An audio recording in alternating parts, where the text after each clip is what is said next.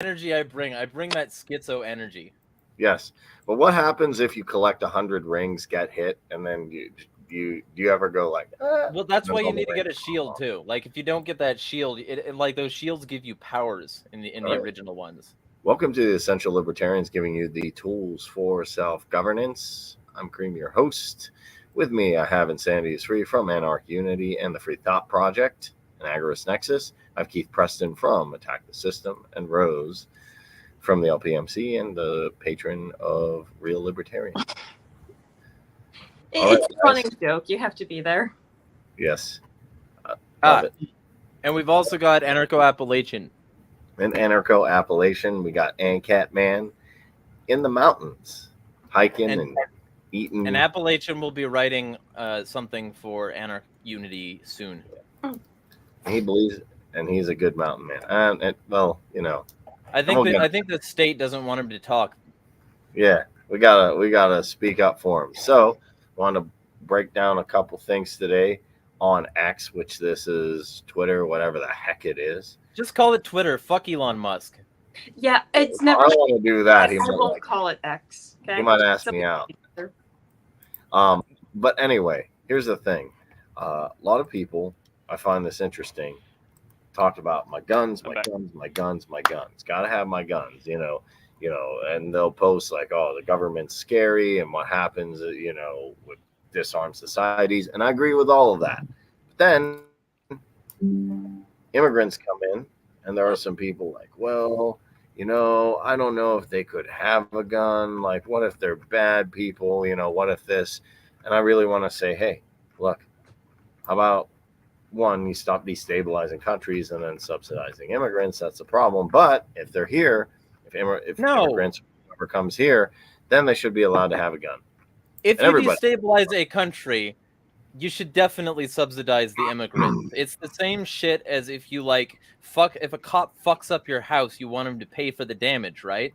If somebody comes here and collects like the amount that they would get from recuperation from their destroyed houses, their poisoned lands, their just their mutated offspring from depleted uranium and a bunch of other shit. yes, Like if they come here because their place got fucked up, they're owed damages in the same way that anybody would from this state. And the fact that taxpayers here might have to shoulder that burden is the price they pay for a statist society. If well, they my don't want argument, that, they should be anarchist, and they I mean, should realize. it shouldn't be the taxpayers that have to cover it, though. It should be, the Sure. military. It should come out of their budget, but of course, But that's the budget good arguments, though. But yeah, of course, that's not how it actually works in practice, and that's why. I mean, I think that's why bordertarians exist in the first place. Mm-hmm. because they don't understand the issue. Because bordertarians are like open, close, open, close. I'm like, no. What incentives do they have? Why are they coming? Because their country's destabilized, and because there's incentives to come here. So my argument is this: real.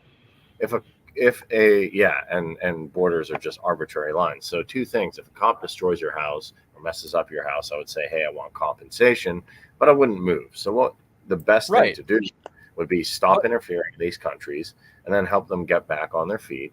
And if people do come here from other countries, they should be allowed, even if they don't have that magical citizenship, which to me is BS anyway. Okay. To everyone, Let's say you lived in Philadelphia when the cops, like in that block of Philadelphia, when the cops bombed the MOVE project. Let's talk about that. When they set a satchel of C4 on the roof, next to a fuel oil tank so that they could burn a bunch of black people alive. That destroyed the fucking blocks. And when those peoples had their houses destroyed, you're saying that they should stay where they are and rebuild. No, they should move, and they should be given by the state that fucked them up, and murdered their families, compensation, so that they can at least start anew. And that means that these people that are coming here because, for instance, the U.S. bombed the fuck out of their places, or a U.S. affiliated person that was empowered and established and enabled by the U.S. fucked up their places. If they're coming here, I don't have a problem with them getting resources. I have zero problem with that. I have negative problem with that. In fact, it's good for us for them to be here, because then not only are they like getting resources in the moment so that they can, recuperate their losses without, fucking trying to kill us, because that's what war generally does. It generally results in like retaliation. I don't know. Getting a Okay. call. But here's the It generally results in retaliation. So if they got this like compensation, if they got like some resources so that they could stay here and build their new life, not only could they get those in the moment so that they wouldn't like, do a war, but they could also, become members of society that actually enrich us here, rather than just being like our enemies, rebuilding there and like eventually planning for a war. That's what we should be encouraging. We should be inviting them here, not just saying that they're an invading bullshit, like, and treating them I don't plague and vermin and whatever. Okay, I don't think they're invading. Rothbard says. I don't As like that. Rothbard I don't says, like what they're saying. We have to alleviate everyone's ability to move to where they are the best economic factor they can be, which means that no matter where you live, if you could serve better elsewhere, your skills are better used elsewhere, you need to be there. And we need to open up and make greater pathways for global migration. Oh no, but they're not white. No, I don't care what color they are, their shoes are better than anyone else's. I think it's a matter of incentives. Okay, so I agree with all of this. I think the problem is that the politicians who are, allowing mass immigration are not doing so out of the goodness of their own hearts. Sure. They don't have the goodness in their heart. Right. My first thought, when I first started hearing about, people supposedly being trafficked all over the country, my first thought was labor trafficking, because that made the most sense.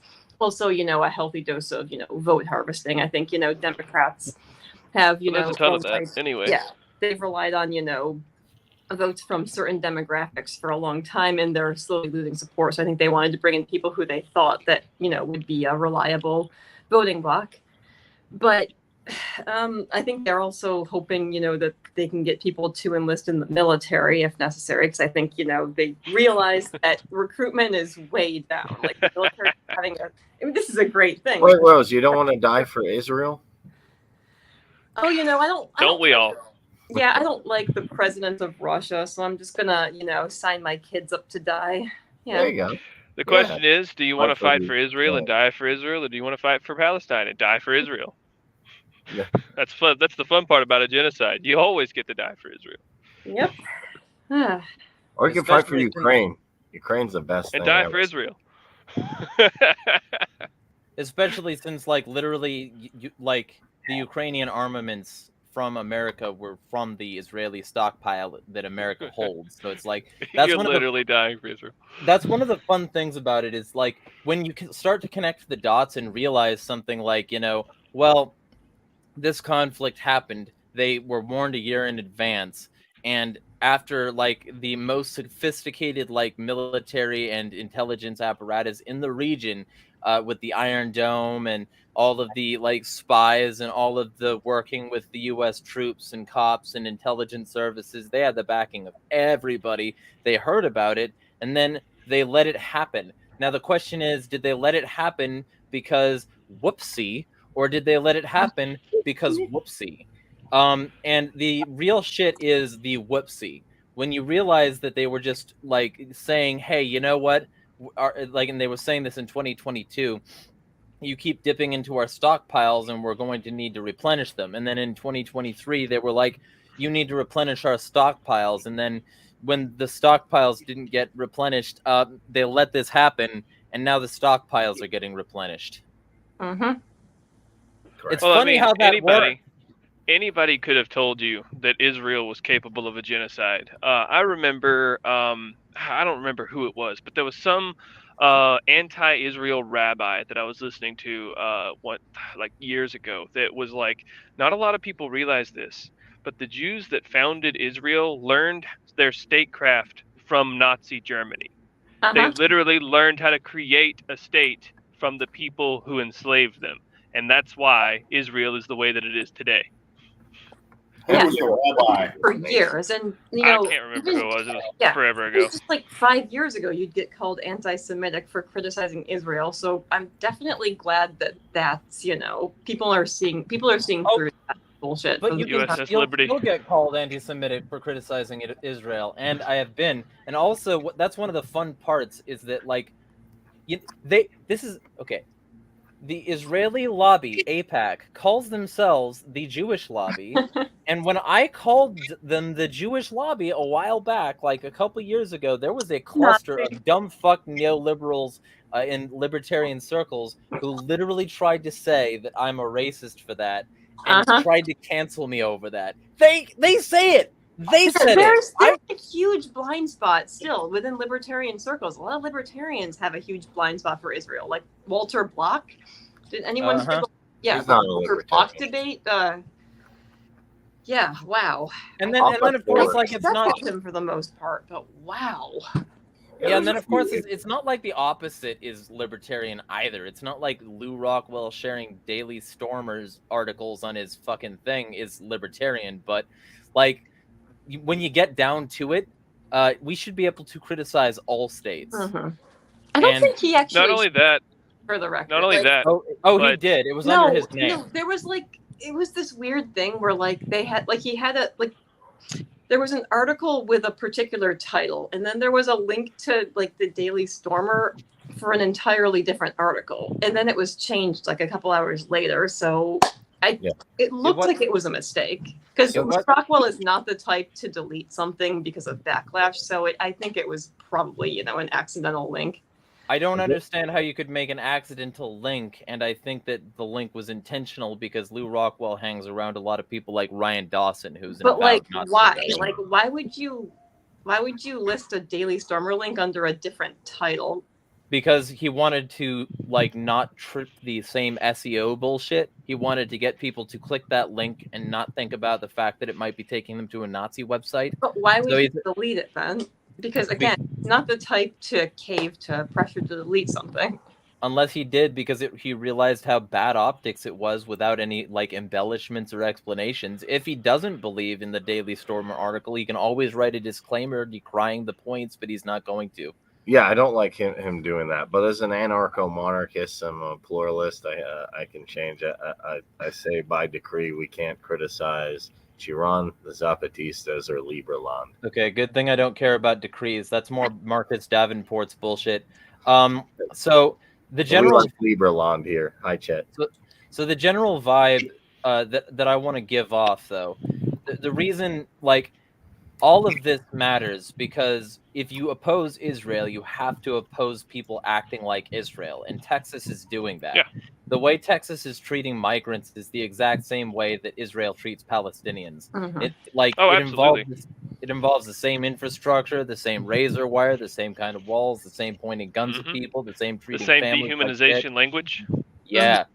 And so then when it comes down to it, Texas has a huge AIPAC influence, and Texas is a huge conservative hub, which oftentimes sides with Israel, which is why Texas is a hub for a bunch of conservative outlets and a bunch of conservative politicians who all are part of that sort of CPAC, AIPAC circle jerk. And when it comes down to it, they use the same exact rhetoric. They say, Texas has the right to defend itself. Fuck you, statist. Well, the funny thing is that I'm seeing people now who are ardent gun supporters are like, no, help, migrants might have guns. So, someone got guns you don't like. A lot of politicians, a lot of people are unprincipled. You can see right when something happens that they don't like, that they lose their literal mind. Like, help, someone criticized the Constitution. Help. Somebody has a gun that has guns that we don't help. The Black Panthers have guns. Help. Immigrants have guns. Help. Whoever it is, leftists have guns, which they do. That was the one thing I agree with Karl Marx on. So there you go. You agree with more that Karl Marx said. You just don't agree with his approach. I don't. He was a very good critic of capital. He had a lot of good things to say. He was just also a racist and a statist. I'm not a fan. But anyway, I'm not a fan, but like to say that he never said anything else good other than saying guns shouldn't be taken away. Nah, he said plenty fine. Right, He was he got a lot of shit right, but yeah. unfortunately, the whole problem with Marxists, they come to let's just say this. conclusions and then their prescriptions on how to fix things. Yeah. Like there's a reason Bakunin and he got along. It's not because he was not like at all aligned with Bakunin. He screwed Bakunin over though. But here's the thing. Yes. I would say Keith hasn't been speaking though. What was that? Huh? You were gonna say something? Oh yeah, I've got a libertarian friend who says that the Marxists are right about everything except communism. So, I mean, that's a good way to put it.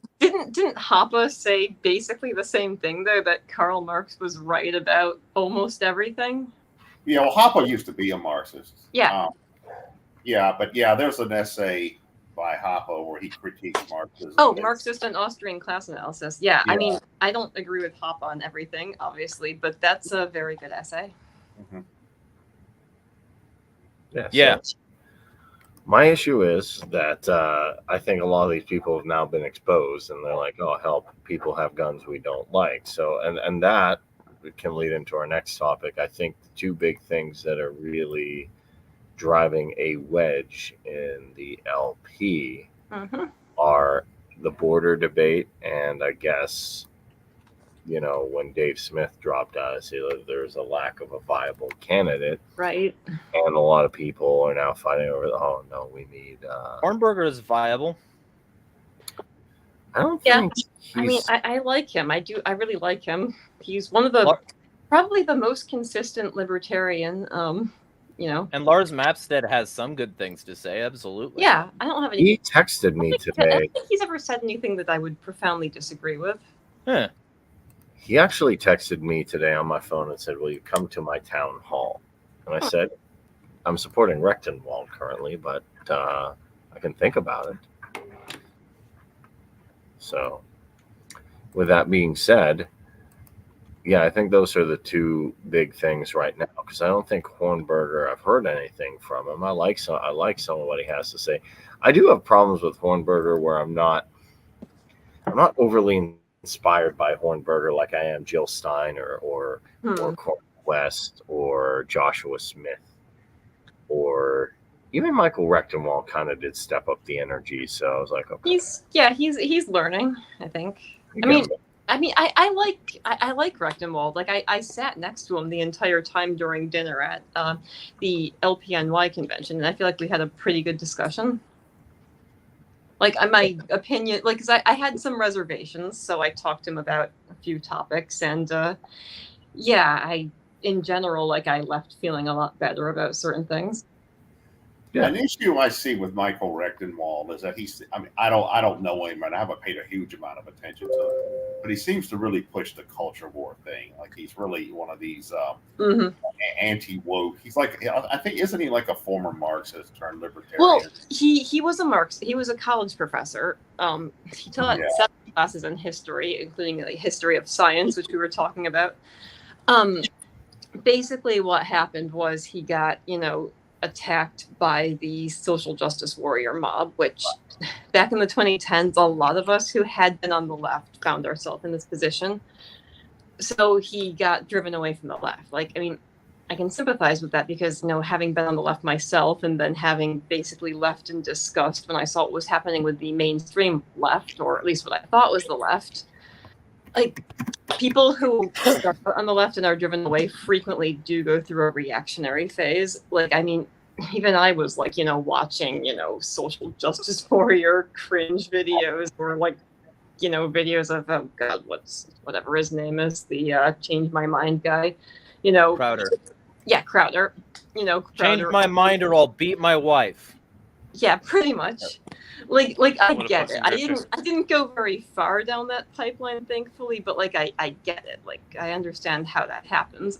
Oh, I went to the bottom and back up. Supporter, but now he's come back towards libertarianism. So I think, I don't think he's irredeemable, but I went all the way down to the constitutional bottom. What was that? Yeah. I said I went all the way down to the constitutionalist bottom and then broke through to anarchism. I was anarcho-communist, then Democrat, then like Ron Paul style minarchist, then market anarchist. So yeah, I've been around the spectrum a bit.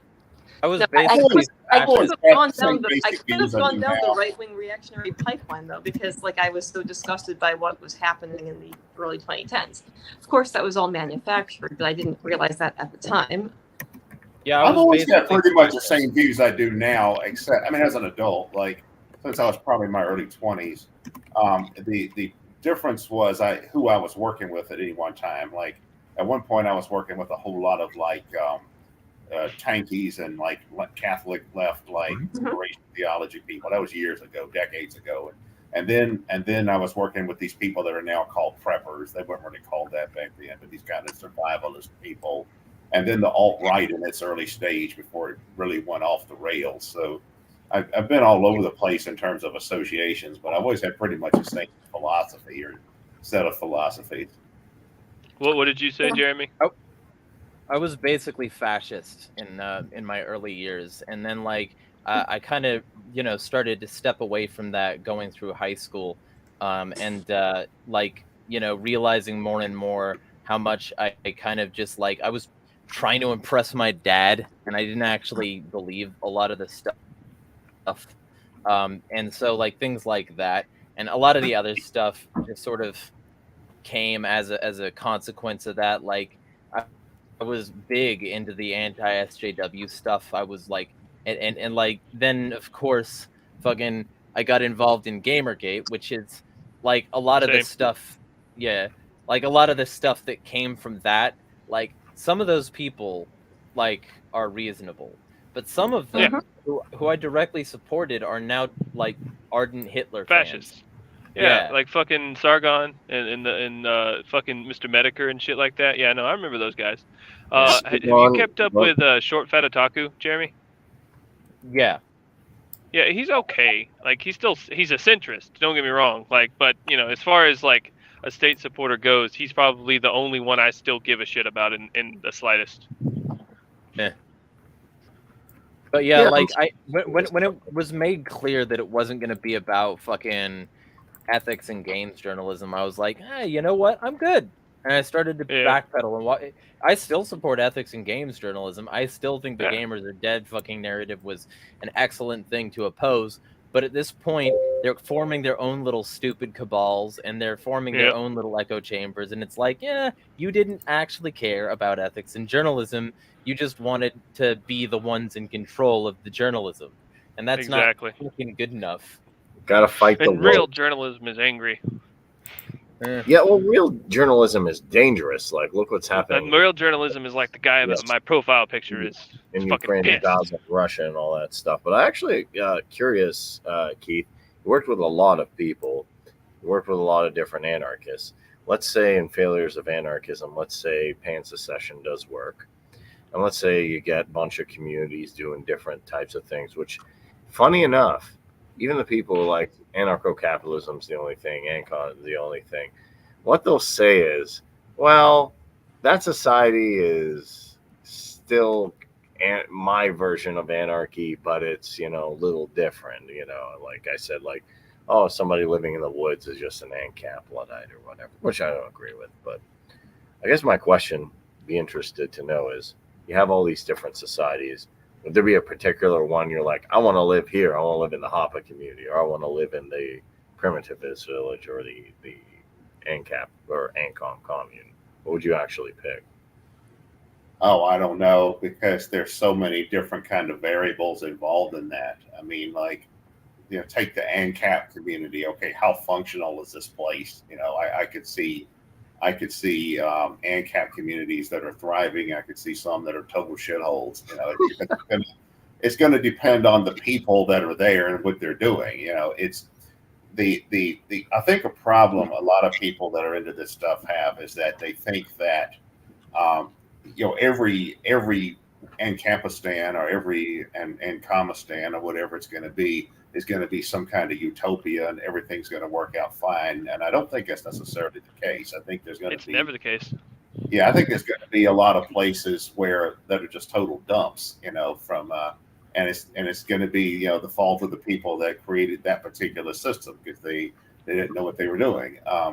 And so I don't know. I mean, it would all depend on what the different variables were and all the different I mean, it's just like now, with all the like if you ask me like, what country in the world would you most want to live in? If you could just be given citizenship of any country, anywhere, where would you? And I'm like, I don't know. I'd have to think about that. I mean, what are the considerations? Fair enough. Do I know their language? Is there anything I have in common with them at all, politically, culturally? What's their economic situation? How dangerous is this place? So that's I guess I'm I'm biased. Keep in mind is that utopianism is always doomed. No society will ever be a utopia because we will never conquer the future. It is always unknown, and there will always be catastrophe. So if anyone's telling you that the future is going to be perfect on their plan, they're grifting you. Mm-hmm. But I'm not gonna lie. I'm a little like if I part of me does think that Ancapistan will have a lot of fun stuff going on and a lot of it'll be better, but it won't be perfect. Money and yeah, just it'll be really nice. And it's also not guaranteed. We haven't won yet. Exactly. We're close. Nope. Not even close, brother. We still live in the dystopia that we pretend we don't live in. Like, we are all every day, every moment of our lives, slaves to a state that we cannot escape and that our forefathers would be stunned if they could see. And the fact that we don't see it is only because we were born in it. Mm-hmm. Were we, though? I guess we're talking about... I mean... Yeah. What the... Almost every single person on Earth was born in a status hellhole, whether they realize it or not, because states have conquered the world now. But it's gotten worse even just in our lifetimes. Yes. Oh yeah, absolutely. Which means we're further away. Not that we're not. And here's why. Yes, we are. Because in Mexico, right where the border, Chiron had 9 murders in like 3 years. That's not utopia, but 9 murders. Aren't in Chiron. Okay, so 2 things. We're not any closer or further than we ever could be, because in reality, anarchism is a tomorrow away if everybody wakes up and agrees. The leaders are such a minority that it does not matter how many there are. One day, all people could agree. However, the reality of the situation is that day is not tomorrow, and it is not anywhere anytime soon if we don't get to work. That's the reality. We'll see where it is, but... No, that's where it is. But if you have a working example, like that's the biggest thing.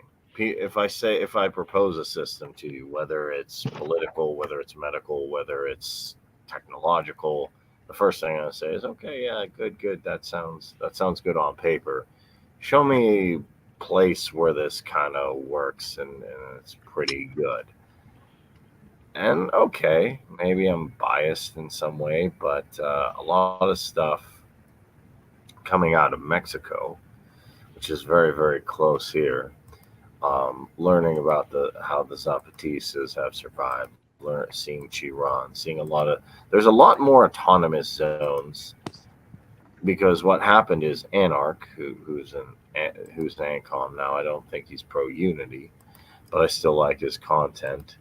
What I didn't realize, and what I do realize now, is I thought there was like a handful of there's like a handful of autonomous zones. I count them on my fingers. Like, okay, we had the diggers and the levelers, and we had some cool stuff, coming out of here there. When he was going over that video, Liberation in Action, which you can check out, he literally said, I have a spreadsheet, which I can sign up to his Patreon, and I probably will, and do some research. He had a spreadsheet of literally thousands of autonomous zones. And what that tells me is, if thousands and thousands of autonomous zones around the world are existing and can continue to exist well enough, that is going to be something that people can draw inspiration from, and people can document and start to create awareness. That's not. So you're- Are you talking about like because you mentioned Mexico? Are you talking about like some of the cartel-controlled regions in Mexico? No. Okay, because I've heard that like there are certain regions that are like I wouldn't say they're anarchist, but they're actually not bad places to live because basically the cartels have driven out the cops and government agents. Yeah, and I'm not really talking about that. What I am going to do, and Jeremy and Lizard Jesus and Mike can probably get Mike to help me with this, is sign up to Anarch's Patreon because I do want to help him. I like his videos. Get in his Discord server and be like, yo, I see you have a spreadsheet of autonomous zones. Let me take a look at these autonomous zones and see. There was like a bunch in Mexico too. I was under the impression there was a handful of autonomous zones just doing this stuff, like Rahova, Zapatistas, maybe like Anarchy in Greece, and we're done. By the way, you should probably say Rahova. Rahova. I don't know, actually. I've heard both. I don't know what but there's multiple autonomous zones.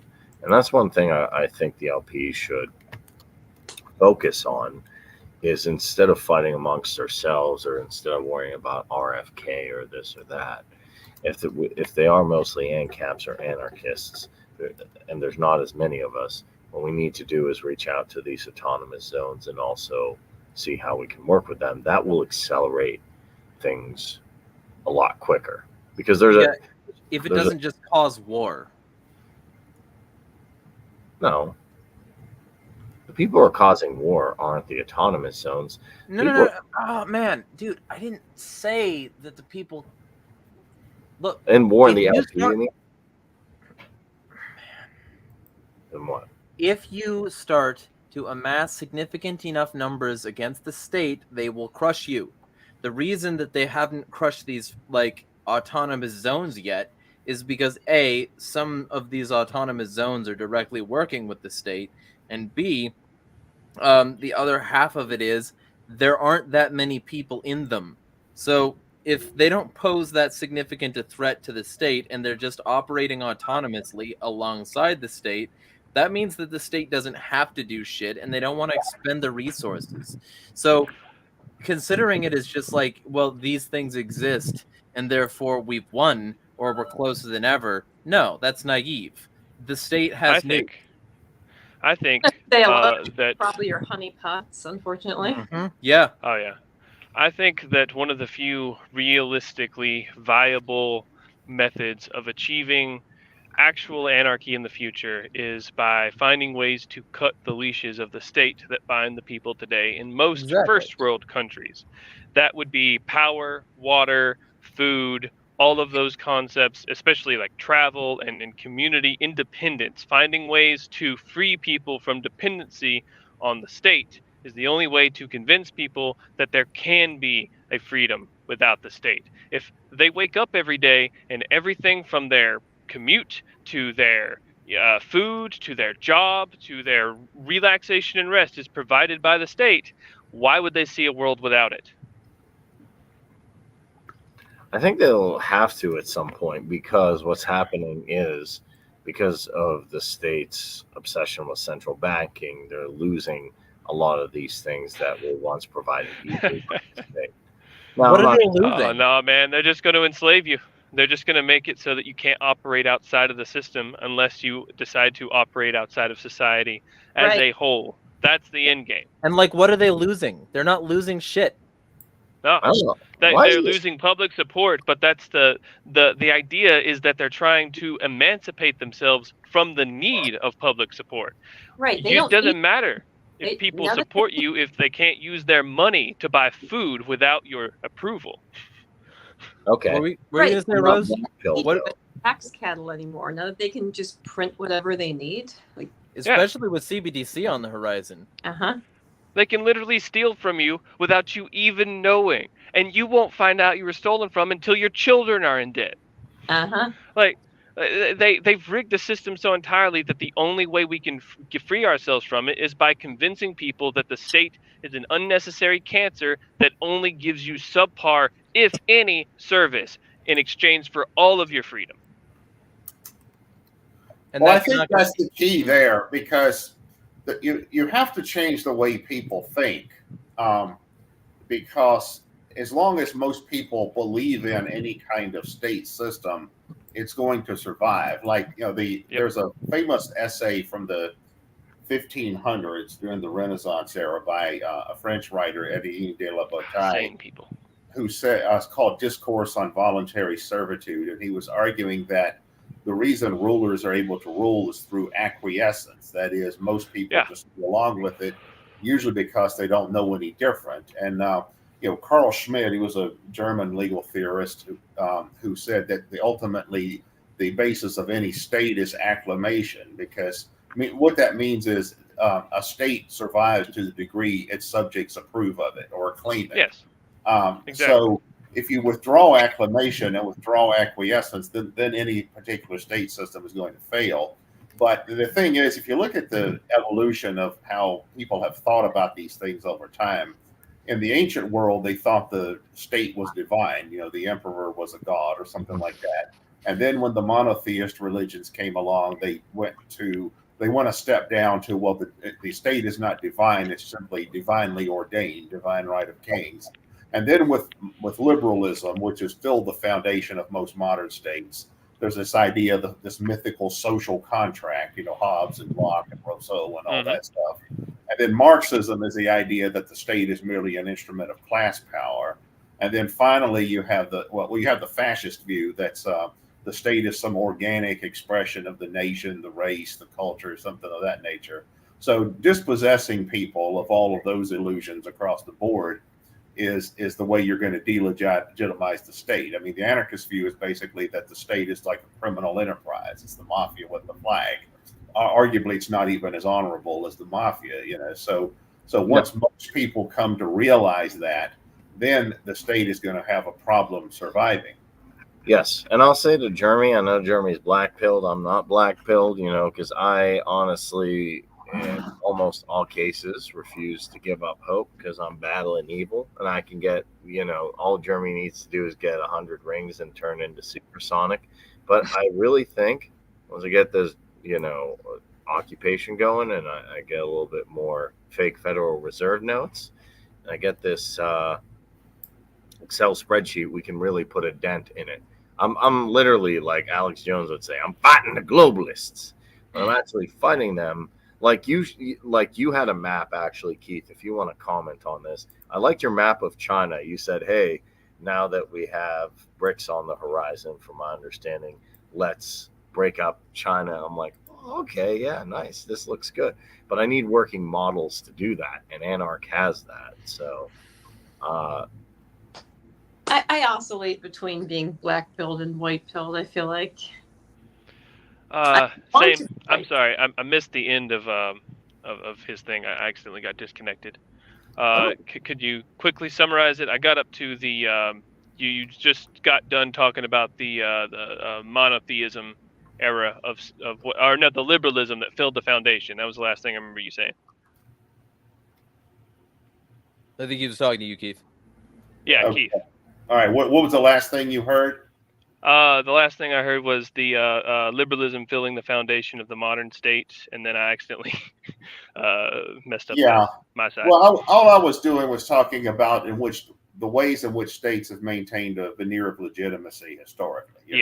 You start off with ancient states are considered to be divine, the deification of the emperor and all that, and then you have the divine right of kings. Modern states are based on this idea, this mythical social contract. Most modern states, liberal states, so to speak. And then you have Marxism, the idea that the state is merely an instrument of class power. And then you have the fascist view that the state is this organic expression of the nation or race or culture or whatever type of fascism it is. But then the anarchist view is that the state is a criminal enterprise. The state's like the mafia with the flag, right? So what we need is for most people to come to believe the latter rather than any of the former positions. Personally, I believe that latter form is almost, but not quite, the ideal, mindset. I have come to the understanding that the state is, in essence, a mythical entity that doesn't really exist, that is only a bunch of people who all agree that that is what it is, and we need enough people to disagree in order to topple it effectively. Like a real iconoclast view of things, where it's like all of these words we use for the systems, the countries, the states, all of it evaporates. It is human beings and their actions, and those human beings are stealing and murdering us. You see what I mean? Yeah, well, a problem is that people who dislike whatever state they're under tend to look at other states and say, well, maybe that's better. Like when the Soviet system, that we had, back in the post, mid to late 20th century, we had this vast communist expanse across Eurasia that included what today is something like 30 countries. And then when all of that collapsed virtually overnight, what did they do? They went and they developed these Western style states, because most of those people were used to thinking, okay, well, communism sucks, so maybe the Western way of doing things is better. So that's what they looked towards as a model when they were creating new systems. And you see that in our own political culture. With the Tankies are a good example. The people who say the Chinese, now that's socialism with Chinese characteristics. That's how we want to do it. I had a question about that too. It's a grass is greener situation. Right. So, Keith, I saw on your Twitter you'd posted, or it was Twitter or Facebook. I can't remember. It was a social media platform. You posted a map of China, and I'm not familiar with the, geography of China. So, if I say something dumb, then you can correct me on it. But you kind of had the whole map. You said like now that BRICS is kind of doing a BRICS thing to here's how China could be broken up. And I was interested in that because that's kind of how I roll.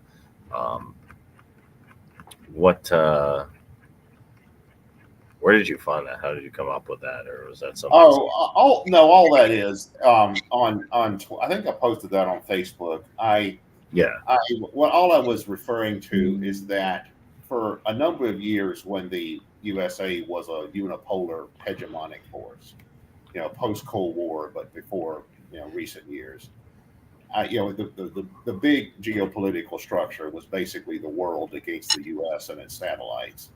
All right, so I used to promote this idea of pan-secessionism or radical decentralization, or there's all kinds of labels for it, as a means of breaking up the global system. I developed these ideas back when anti-globalism started to become a thing on the populist right, and then on the left you had anti-globalization and all this kind of stuff. But nowadays we're we're moving in towards a multipolar world where the traditional geopolitical rivalries among the great powers of the Northern Hemisphere are starting to make a comeback. You've seen the rise of Russia, Putinism, and China, and socialism with Chinese characteristics, and Europe now too. The EU has economic parity with the U.S.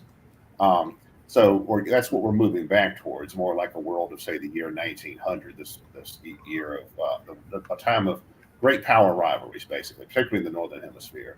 So what I was saying is that we need to adjust this idea to fracturing the great powers across the entire northern expanse, across the entire Northern Hemisphere.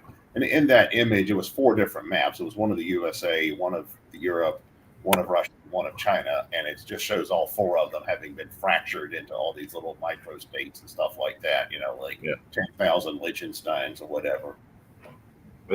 And that's, to me, like, because if you want to break it down into different, I'd say there's 4 different main modes of thought to break it down into.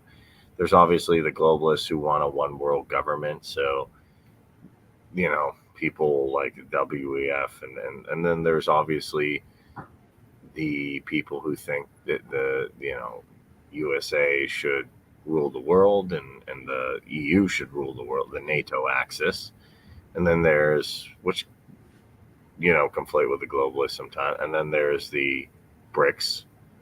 And I guess there's us who just say, like, to me, that these maps are actually like what I would like to see maybe in my lifetime, if it is all possible.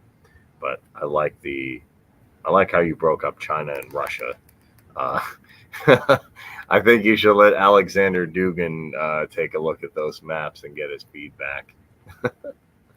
So I wonder what he'd say. So the thing is, like, breaking things, like, and Keith and I have agreed on this for a long time. I'm almost certain that Appalachian and Rose agree with me that you can't break things up before you form the philosophical foundation, because if you do, you will just have a bunch of broken up states which will either do one of two things, and one of those two things is either they will reunify under a different central banner because they realized how weak they were separated, or they will form independent states that will be as bad or worse than the pre-existing states with no federal oversight, sort of like Texas being its own place run by Greg Abbott is not great because fuck Greg Abbott. And it's certainly not Exactly. libertarianism that you'll get from that outcome. So unless we have the common person on board with this, unless we wean the common person off the state, they will remain an addict. And Exactly. unless you tell these people, like, somehow get these people on board with libertarian ideas, breaking this shit up so that they're in control will not give you libertarianism. So And it's not just that. I want that Let's to not be forget. true. Oh, I'm sorry. Go ahead, Rose. Sorry, I said I want that to be true, but what are the odds that your average person is going to be on board with our ideas? Most people are. yeah, Hey, get that black pill out of here. What is the odds that the average person is going to be Most people are- anti-monarchist? All we've ever known is kings, Rose. Stupid, okay. Yeah. You know what? Yeah. But no, I'm sorry. I feel like our only real, our only real hope is to form communities where we can effectively live outside the system. and prove it works. Yeah. We have to Well, prove it works. I think that's basically what it says in the New Libertarian Manifesto. Well, I'm of two minds on this stuff. Like, I think there's two sides to it. First, it's true that if you have some sort of state system that simply fractures, what you often do get is you get a lot of localized warlords and that kind of stuff, or you get something where a new state forms, like the example I gave happened to before. America. Yeah, well, the example I gave before of what happened to the former communist countries in Eurasia, post 1991, is a good example. Like what happened to them? Well, they started to try to adopt the Western system, and then that totally destroyed their economy. In Russia, the average life expectancy dropped by 20 years. Meanwhile, in Yugoslavia, they had an ethnic civil war. Then in Russia, like I have a business partner who grew up in Yeltsin's Russia in the 90s, and he said, imagine what the worst American city is like in terms of crime, poverty, danger. That's what Yeltsin's Russia was like in the 90s, and that's why Putin is popular in Russia, because he's the one that is viewed as having overcome all of that. So if you have a system that falls apart and just becomes a shithole, then that's what you're going to get. You're going to get localized warlords, or you're going to get strongman rulers and that kind of stuff, or you're going to just adopt some other kind of system that's just as bad. At the same time, though, the other side of it is without concentrated power, it's also possible to create breathing space where cultural development can actually take place. There's like a lot of interesting research on this about ancient Greece, about the Middle Ages. It's talking about how the Enlightenment, like the seeds for the Enlightenment, were planted through the medieval world, because in the medieval world, it was impossible for any one set of institutions to get complete control, like the kings, the popes, the aristocracies. They were always trying to fight for supremacy, which ended up being a situation where they all had some constraining effect on each other. Another one was ancient Greece. In ancient Greece, you just had this collection of cities, no overarching state, and that's because local elites tended to be very zealous about safeguarding their own position. And then you also had geographical factors that made migration difficult, so it was harder to go and conquer some other place. So it can work both ways. You can have a fractured system that creates a sort of a foundation for something to develop in, but then you can also have a system that fractures and completely falls apart and everything goes to shit. And like the other half of that is like you talk about like these people consistently fighting, and yeah, that's what they did. They were fighting for control, and the common person didn't resist them enough to actually seize control for the people. And like Kareem has literally been supporting balkanization lately, and that resulted in a significant amount of the corrupt countries in the Balkan region. So why should we feel like- fucking support that? But wait. I'll give you Hey, an can example. I? Go ahead. Never mind. Okay, so a research Rojava, or Rojava, however you want to say it, heard it both ways. So basically, what happened is Syria had the quote unquote civil war. Now we can have a debate. In my opinion, it was the CIA training people and doing that. So I don't really like the Syrian civil war, but Syria had a war. There was parts of areas that the government left and did not reoccupy. Then these people came back and fought off, al-Nusra, the Islamic State, all that type of stuff. And then because the government did not have, any claims to that land, that they took it and that they established their own thing. Same thing with the Zapatistas. So I'm all for small groups breaking off and doing their own thing. It seems to be working.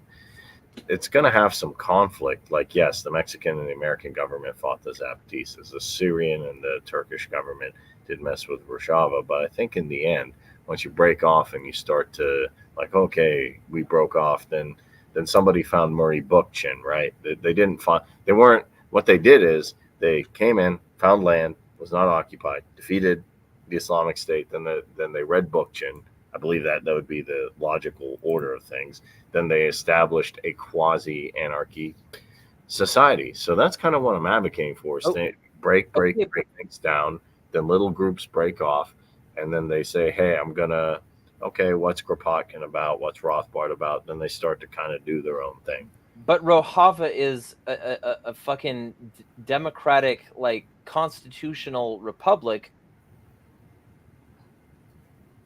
that operates with a social contract. So I don't know what you're talking about when I think you mistake the idea of an autonomous area with an anarchist one, because simply having autonomy might be using the autonomy to form a constitutional direct democratic republic where they have anarchist leanings in some ways, but they certainly have a government still. They certainly have a state, and that state is designed to serve the interests of the councils, the people. May I say a piece? Go for it. I believe that the ultimate flaw with balkanization as a route for anarchy is that you are forgetting that every state that has ever been, and every state, as far as we can tell, that will ever be, operates on a power ratcheting basis and no other basis. Anytime a state exists, it only ever exists to increase its own power, because every individual in any state position only wants to secure tomorrow's paycheck, and tomorrow's paycheck comes from the people's money or the king's treasury. So every single state and every single actor in the state has a self-perpetuating interest. Whether or not they fulfill that interest or have some sort of principal claim doesn't matter, because a state supersedes each individual in terms of its existence. So if you don't become corrupt, your predecessor or your successor will be corrupt. And this mechanism, no matter how many times you break it up, will always engender a growth that will become tyrannical with time. The closest we ever got was the American experiment, and look where we are today. And that still failed at the beginning of it. That's what the Whiskey Rebellion was. That got crushed by George Washington and 13,000 motherfuckers because the French needed their money back. Pimp needs his change, ho. And that was how it was. You're never going to get the state. The state is a cancer. You're never going to tame it. You're never going to be able to make it do what you want. You're only ever going to be able to push it in a direction and then watch it grow and snowball until eventually it flattens everything in its path and its all-consuming need to control everything. Every state is totalitarian in principle because every state believes that you can't make your own decisions on some part of your life. And if it's on some part, why isn't it on all parts? Is the question they will ask themselves every day that they are in power. And then they'll ask that question like in a public facing sense, they'll try to find ways to make it seem approachable that they get that more power. And then Oh behind yeah. the scenes, they're not even asking that question. They just know that they want more power, more control, more things. Like it's always going to be their goal because it has to be. The state is inherently imperial, expansionist, and fucked. Like there is never going to be. So if you don't start anarchist, and if you don't start by building those anarchist principles so that the people Mhm. in your society are anarchist, then you're Mhm. not anarchist. And you're just going to lead to state growth. Like if we balkanize the Americas, do you Yes. really think it's going to take a month before places like Alabama, Georgia, Mississippi, or Tennessee don't have their own religious totalitarian systems? Like, be honest with yourself. I grew Oh, up in those I think it'll places, happen. I think it'll happen. Look, You and grew up why there, would though. we let it happen?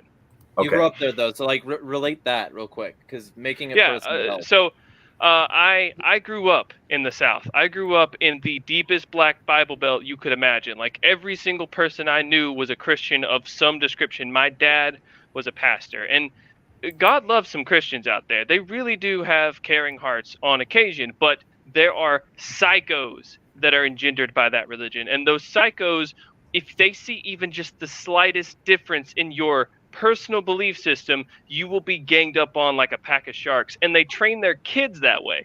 When I was in high school, the fact that my particular version of the religion was a little bit unusual in my area made me constantly targeted by the kids who were told by their parents to always and forever enforce these ideas. And they are going to create societies like that if you let them balkanize. The only thing stopping them from not forcing 12-year-olds to bring incestual pregnancies to fucking completion is the state right now. And as much as I hate that, it's the truth. Okay. So I don't actually disagree with you, but I there's a couple of things to consider, and I look at things on a spectrum.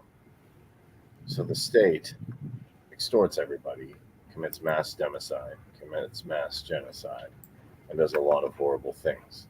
I'm not under the illusion that people having freedom, like Keith said, wouldn't create some dumps. They wouldn't create some bad versions of ANCAP Stan and ComStan and PrimStan or people would have crazy Bible Belt views and there would be a lot of issues. What I would say though is this: eventually, in my opinion, even without a overarching state, yes, there's always going to be people with crazy religious views or bad ideas. I probably have some bad ideas myself. Some of you think balkanization is. So what I would say in this case to prevent things like that happening is I think there would be, and I told this to my friend Mike, who's a black flag anarchist, and some people don't like this, they say like, well, I don't want communities that don't like, that have crazy religious beliefs or don't like gay people or trans people. I said, I don't think you're ever going to eliminate that completely. What you need is little crazy towns where you say that's the town or that's the place that has issues. Don't go there. Let all the crazy people be in one place. I understand what you're saying. It's with a mutual defense pact. I think without the state, we would get better at mutual defense pacts because that's something, in my opinion, inherent to a free society is having either private police, community police, or some variation of that where maybe you have something like threat management, which could be very effective, but instead of working with the state, which is a legitimate criticism Jeremy has, they work with community police. I mean, and here's the thing: there were people, and the basis of this, the historical basis of this, is when I was a kid, my dad used to watch westerns, so I wanted to learn about the West, and those people had very religious beliefs in the West. I am 100% sure. People were way more religious back then than they are now. We can debate that, different day, but I can see that. And in the West, with people out there, I looked at it. There were, I think a total Red Dead Redemption's fun, but I think you can commit more bank robberies in Red Dead Redemption than they did all the years of all those states existing. There weren't that many standoffs. There weren't that many Like, I'm not saying like, oh, I want to live in the American West, because obviously it's still a tough life. There's a technology. Oh, I do. I want to live in the American West. Absolutely. Okay. But the American West. 100%. That's why I'm saying a lack of government. I'm like a white man. It'd be easier for me. Hold on one second. And like that's the thing. Like, we gotta understand that if we're trying to sell anarchism, if we're trying to sell an anarchist society, we can't sell it to the same people who want a state. Those people want a state. You have to convince them that your ideas work by doing them, not just like electing people and hoping that those people can reduce the size of government. My internet fucked me up. Not just electing people and hoping that those people can reduce the size of government, but like actually doing it, like doing the things that you think should be done. And you then need to document as much of it as possible, which, a lot of anarchists are sort of averse to having their information out there, so that makes that challenging. But like, document as much of it as possible, get as much of it on record and away from the like mainstream press as possible, because they will find out any tiny little flaw and pick it out and blow you up. And then while you're doing that, broaden this, give people a community toolkit on how to do the same shit that you're doing, and then they'll be able to spread this everywhere they are, and little pockets of freedom can start opening up in places, and those pockets of freedom can start to fight back against the greater state apparatus. The only way we're going to get forward is if those pockets of freedom are started on a philosophical level, and those pockets of freedom are like resilient enough that they can not only withstand external attacks, but also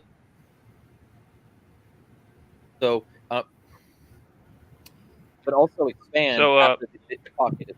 So basically, like all of this, like eventually, and I apologize, my internet is starting to fuck up, but like all of this, like basically says, don't balkanize. Balkanizing is shit. What balkanizing does is just separates the existing government into many different governments, and those governments will remain governments, which is why the Balkan region is not anarchist. It's not. I think, and the American region would be the same fucking shit, because the American like people are not anarchists now. So they need to find out how to be anarchists. We need to show them, teach them, and then be the example, so that those pockets of freedom expand, because otherwise balkanization is fucking worthless.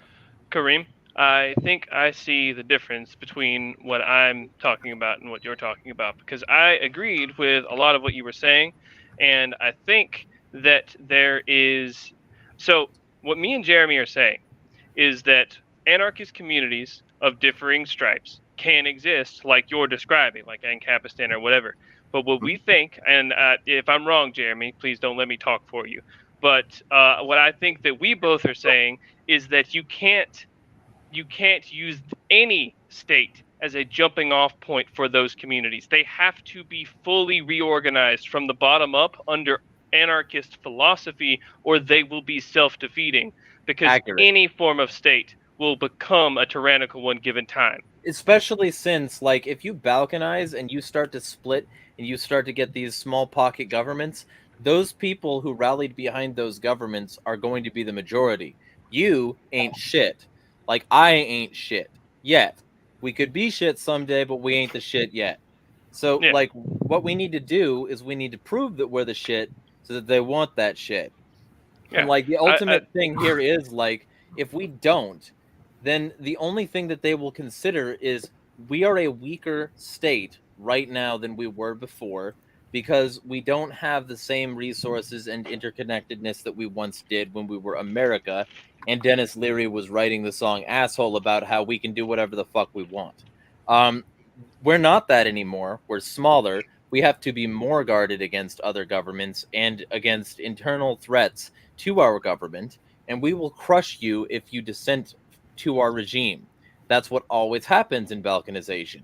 Always. When the bigger government splits up, with like very few exceptions, the smaller governments will oust anarchist actors. And even when it's not like a full-on like balkanized separate state, even when it's just the International with like fucking Karl Marx and Bakunin, that purged the spies. Even when it's like, the Nazi regime purged their left wing after aligning with those people. The populists will always have a primary base that they need to satisfy in order to maintain their power. And that's what's going to arise out of a balkanization. It's sort of a populist movement. Or at the very least, it's going to result in a monarchy where those sorts of people are going to want to maintain their control, and they will purge dissenters. If you don't have a society, a framework, a foundation that is okay with dissent, which is what anarchists need to be, if you don't have those principles and that philosophy to start with, you're fucked. Because the overarching like governments will be not only less accountable to an external source in order to receive, funding and keep their alliances and prevent external threats, but they will also be very insular to the like idea of internal threats, and they will crush you like a bug if they believe that what you're doing is a threat to their already weakened fledgling state. They need to make points. They need to prove that their government is going to protect people. They need to prove that their government is going to maintain stability. They can't afford to let you live. That's what that is. I have. Hey, 1 sec. Sorry to interrupt. Yeah, unfortunately, I've got to get going because I've got family to take care of. But yeah. Gotcha. Good seeing everybody. Good seeing you, Rose. Take it easy, Rose. Okay. So you used the word specifically, pockets of anarchy. Now I don't exactly have a like unified strategy to do this, but what I can say is this: that is one strategy. Another strategy is legitimizing things like Keith and Larkin Rose and people like that, with talking to people and saying hey, and then they realize, oh, the state is just a mafia group, and also doing bottom up type things. I never consider it's just like this, like you're in the Appalachian Mountains. If I get a toolbox and someone says don't use the hammer, don't use the screwdrivers, don't use the saw, I say, well, I have all this stuff. Even the political system, I'm just going to attack it every which way. So podcasting, making... No. I mean, I can see what you're saying, but the problem is that one of those tools is not like the other, my friend. One of those tools just does not belong. And the hammer is full of dynamite. The screwdriver is AIDS. Like, we're talking about a toolbox, and you're saying that we should also keep the gun on hand, and I'm saying that there's no project on Earth that needs a gun except for a murder, and, like, we don't need to murder people. Like, the idea of anarchy is the moving away from the use of force in order to instill the correct society, air quotes. Like, I feel like admitting the need for any kind of state is the first step back to the tyranny you're trying to fight against. And man, there's been enough failed revolutions. We don't need another one. Yeah, I'm not trying to do that. I'm trying. Well, then how are you using the state as a tool? I'm not using the state as a tool. What I'm saying is, in cases where you're trying to come up with a viable solution to defeat the state, there's not going to be necessarily one method you can use. You can use a bunch of different things. So bottom up is how can you use the state to defeat the state? Because that's what we're saying. I'm not really planning on doing it. Well, the only way you can do that, the only way you can do that is running for local government, getting in local government. There's a lot of libertarian local positions that are even uncontested. There are. I've seen this with the Mises Caucus. They're just vacant open positions. And the government is so much smaller since the takeover. I can see how that worked. Look, I disagree with. Okay, I disagree because, funny enough, you wanted to talk about LP corruption. We actually really didn't do that. Look, I'm not saying like, wow, everything was perfect with what the LPMC did. I have criticisms of the LPMC. I don't like the simping for Malay. I don't like a lot of the corruption that I've seen. I don't agree with their position on probably a lot of different things, and people have, come up with some crazy stuff. I don't agree with trying to run RFK, but what about like not giving migrants, not allowing them their inalienable rights to arms? What about calling them an invading force that's sponging off welfare and committing crimes when statistically that's a lie? What about to even recognize the concept of a foreigner is anti-libertarian? There is no such thing as a foreigner because the border is arbitrary. And also, what about their anti-LGBT stances, where they are actively siding with people who want to genocide them? What about these people consistently siding with the right-of-ways when it comes to issues like,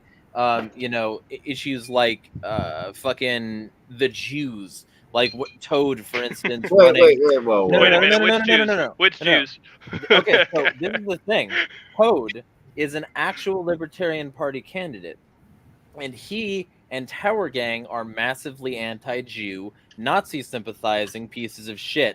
And that's why, in the comments to one of these people, David Corbo, lying about his family having been a Jewish slave, like brought over on Jewish slave boats, when I proved that that was a lie by talking to people from the actual region and proving that these were just identity documents and not slave papers, and that the person in question was literally fucking born there and not brought over there on a fucking boat, David Corbo kept his anti-Jew shit up.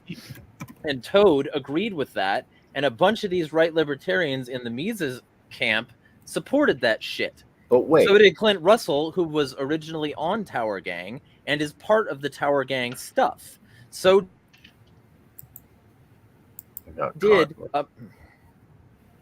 my internet fucks me up, obviously. So did a lot of these other people. Like, so when you act like the Libertarian Party controlling local offices is somehow an innate good, I'd say fuck that, because the Libertarian Party is oftentimes full of terribly unlibertarian people, and those people controlling local offices isn't any better. And additionally, controlling those local offices isn't actually solving the problem, because those local offices aren't doing shit about the overarching size of the state, which is why it hasn't shrunk. It hasn't gotten better. The libertarian thing in there, the only thing it acts as is a pressure release mechanism for a bunch of people who would otherwise be disenfranchised and ready to start some new shit.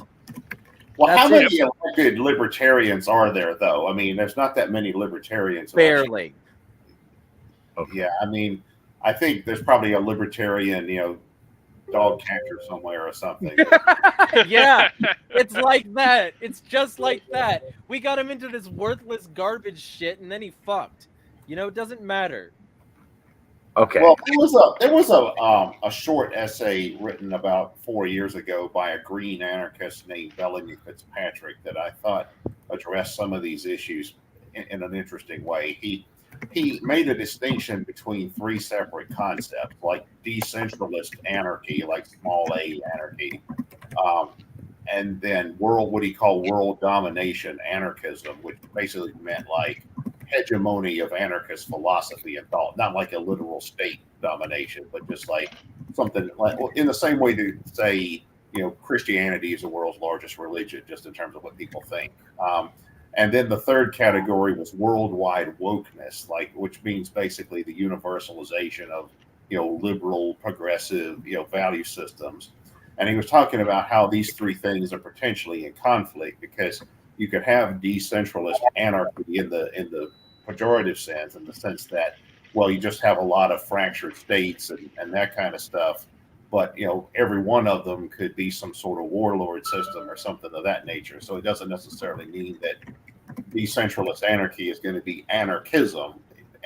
But then on the other hand, if you have, when it comes to anarchism as a philosophical system or set of philosophical systems, if you expect everyone to be an anarchist, well, then that by itself becomes a type of colonialism or a type of authoritarianism in its own right. And then there's this idea, well, when it comes to cultural norms, is it how anarchistic is it to say, well, everybody is going to be on the same page as far as, say, cultural norms like migration or like abortion or whatever. So you have a multi-way fight between all of these different kinds of currents.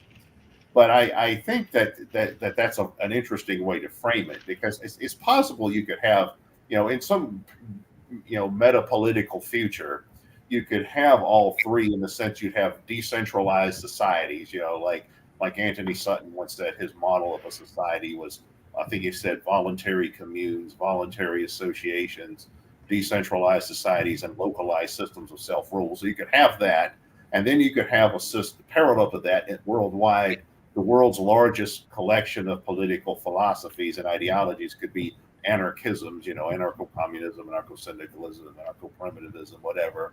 And then you could have worldwide wokeness, in the sense that, well, there's a general consensus among people that, invidious outgroup hostility of people of another ethnicity or sexual orientation or whatever is a bad idea. So theoretically, you could have coexistence of all these things, but then there might also be an uneasy tension between them, because you're not going to always have everyone on the same page, or at least certainly not at once. So there's kind of like this idea, when states balkanize and fracture into smaller states, that can have a constraining effect on particular states. Like when the former Soviet Union and the Warsaw Pact fell apart. On one hand, people in countries like Romania and Poland aren't really under the iron fist of the Soviet Union like they used to be. On the other hand, like I was talking about before, in Yugoslavia, they had an ethnic civil war with ethnic cleansing. I mean, it was like Palestine today. In Russia, you had a severe economic and cultural deterioration, leading to the rise of a strong man, Putin. So it can go either way. So you have all these different currents that are pulling in different directions. But I do think that's what some of you have said, though, about the importance of the way people think and the cultural foundation that you have is important. Because, like in the United States today, whatever else we could say about the United States today, if somebody came along and said, what we really need is an absolute monarchy, just like they used to have in Britain, or in medieval or really early modern Europe, most people in the United States would look at that and say, "Oh, that's kind of wacky. Do we really need that?" It's just a no-sell idea. Or if somebody came along today and ran for president and said, not to give anyone any ideas, but if somebody ran for president and said, that 13th Amendment thing, that really sucks. We need to bring back slavery. It never got rid of slavery. Yeah, well, that's true, but we don't have the older models of slavery. It's true. I just feel compelled to mention that every time anyone brings up the 13th Amendment, because I'm just like, right. It never abolished slavery. It never did. Well, we have prison slavery. We have debt slavery. Depending on your economic views, you could say we have wage slavery.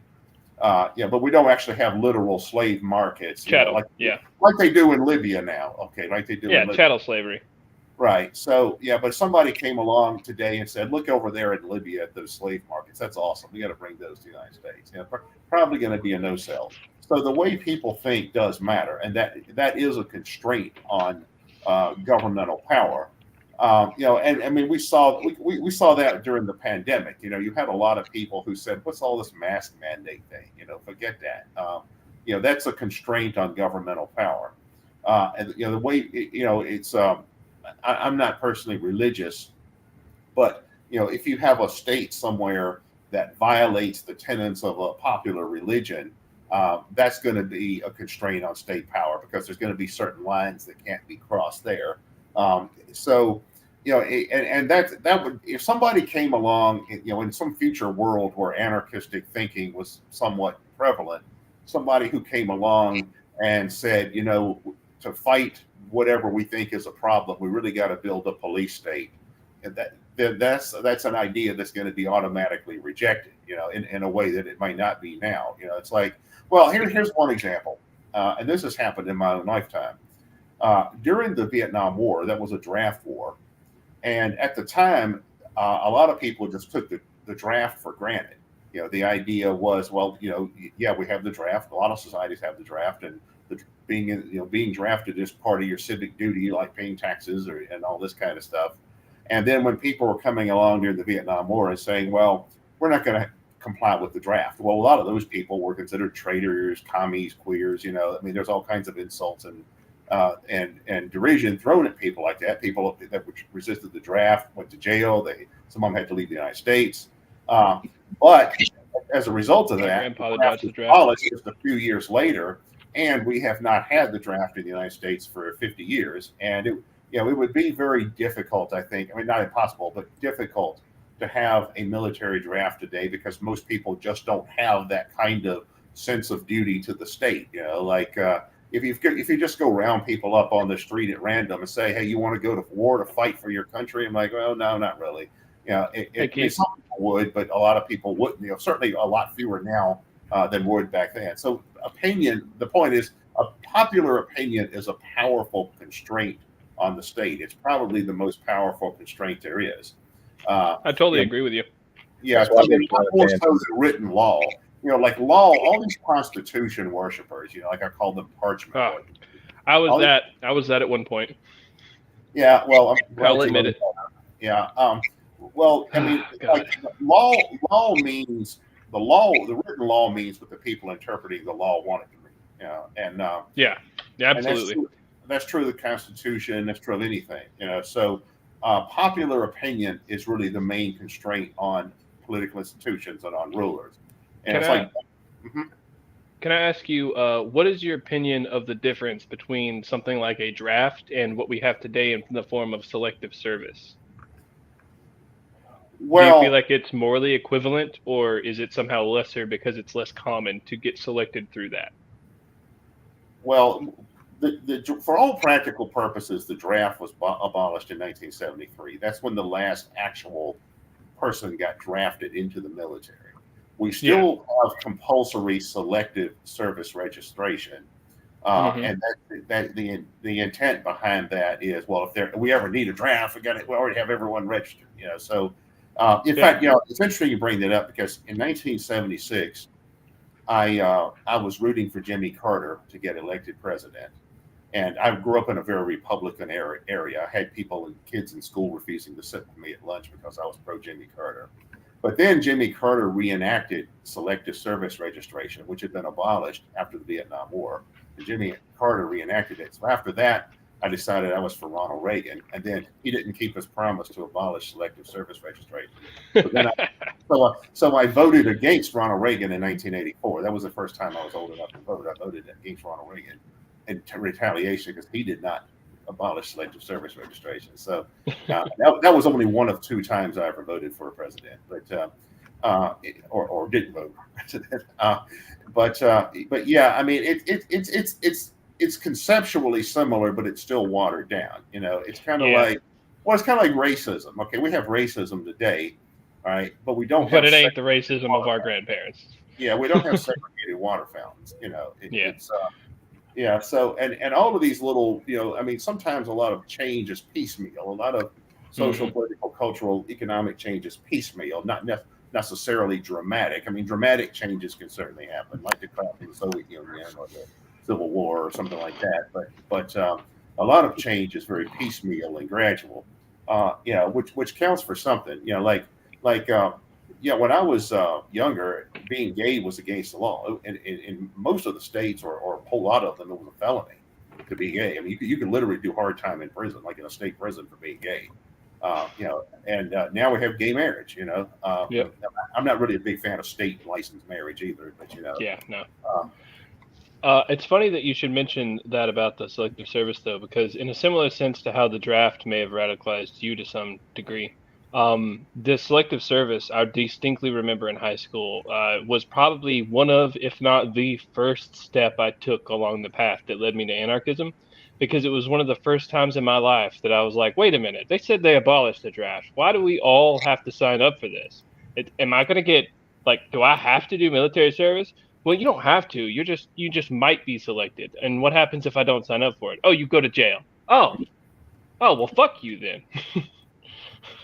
Well, the main way they enforce that nowadays, I think they may have changed this in recent years, but for a long time, the way they enforced it was you were ineligible for student loans if you were not registered with selective service. Although theoretically, they can legally prosecute you for failure to register. But I think for a long time, failure, they would say you couldn't have student loans. I heard somewhere, I think, that they changed that. I'm not sure, though.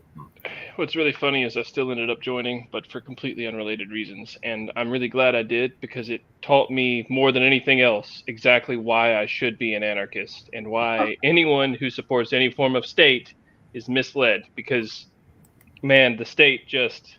I've seen it. I've seen it in operation. That the military is the pure state with no mask. That's how I feel about it. The military is what the state wishes it could be if all people had no say in things. And in that environment, the state is a monster that makes monsters. It's like normal people go into it and come out horrific. And it's just it's difficult to describe, honestly. But like that sort of power, that dynamic, that like top-down control, it ruins people. It really fucks people's mindset up. And the only way anarchism is going to get any real ground support is by getting people off of the state mindset in every way we can. And like also like, I mean, you know, hey, if we use the state, and that's like our mechanism for change, then the only thing that will signal to people is that the state is an effective method for change. And the only thing that will do is mean that the common person will think, well, why would I go with the anarchist route if I can get what I want within the paradigm of a government? Why would I go with the anarchist route if what I want can be achieved? Well, that's what most people believe now. Like what most people believe. Yeah, what most people believe now, like it's not true that most people believe in just any kind of state. Like you would find very few people, maybe a raw Hobbesian would be an exception, but there are very few people who say that just any kind of state is acceptable. What they want is a state that reflects their own ideology or represents their own tribe. Like you could find a whole lot of people on the street in the United States and say, you know, is a military dictatorship a legitimate form of government? Or is National Socialism a legitimate form of government? Or is an absolute monarchy a legitimate form of government? And they would say no, and because they don't see that as serving their own interests, or because it's just not something that they've been enculturated with. You know, it's like, you know, most people in the United States have gotten a kind of quasi-liberal type of political indoctrination. You know, well, you know, we have freedom because we can vote. You know, that kind of thinking. You know, that's all you really need for freedom, as long as you can vote. And to the degree that you have that people have a political opinions, there's some variation of that. So the question is how to go about changing people's opinions so that they see the state as inherently illegitimate. You know, like when people come to see the state as nothing but a criminal organization, then they're not going to be inclined towards the idea that the state rules by legitimate reasons. You know, if you went up to people and said, you know, should we put the Gambino crime family in charge of society? You know, most people would probably say no. There's a few people in Brooklyn that probably say yeah, but most people would say no. But see, from an anarchist perspective, that's what the state is. You know, it's like putting the Gambino crime family in charge of society. It may even be worse. So when most people, or a whole lot of people, get to the point where they think that, then the state is going to lose legitimacy, or people are just not going to be willing to comply with the state's directives.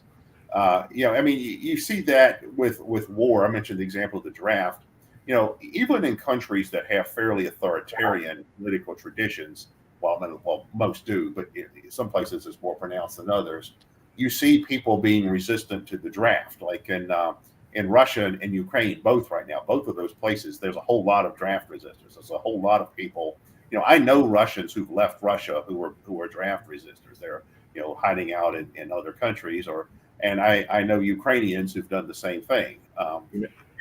And the reason for that is they just, you know, they don't see that the state that they're under, they don't see that the governments of Zelensky or Putin are worth fighting for.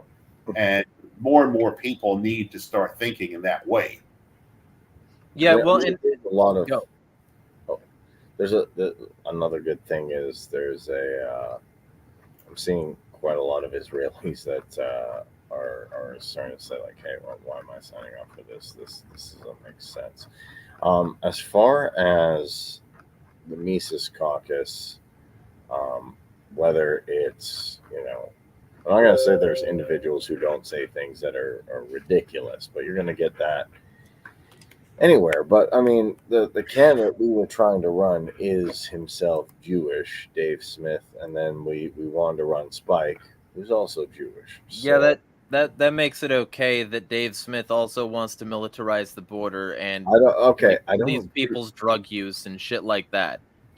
So to finish that, I don't agree with that perspective. Obviously, you can see on Twitter I don't agree with what he said there. The point isn't that I'm saying, I agree with putting troops on the border. I am saying specifically that the LP Mises Caucus, being an Arab in there, there's different people. I've never experienced any racism. I've been to events. I know people. I've talked to them. There's never been anybody that's like, oh man, you're Egyptian. What the heck? Or you're Arab. There's no problem there. Okay, but like you can find Mises Caucus people on Twitter and accounts everywhere else saying racist shit.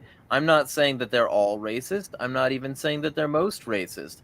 But the fact is that there is a racist presence in your experience where they don't say it around you is not anything more than an example of survivorship bias. To be fair, I think Top Lobster and Toad tried to be edgy. And then they're fucking racists. What the fuck? I honestly think they're trying to be edgy.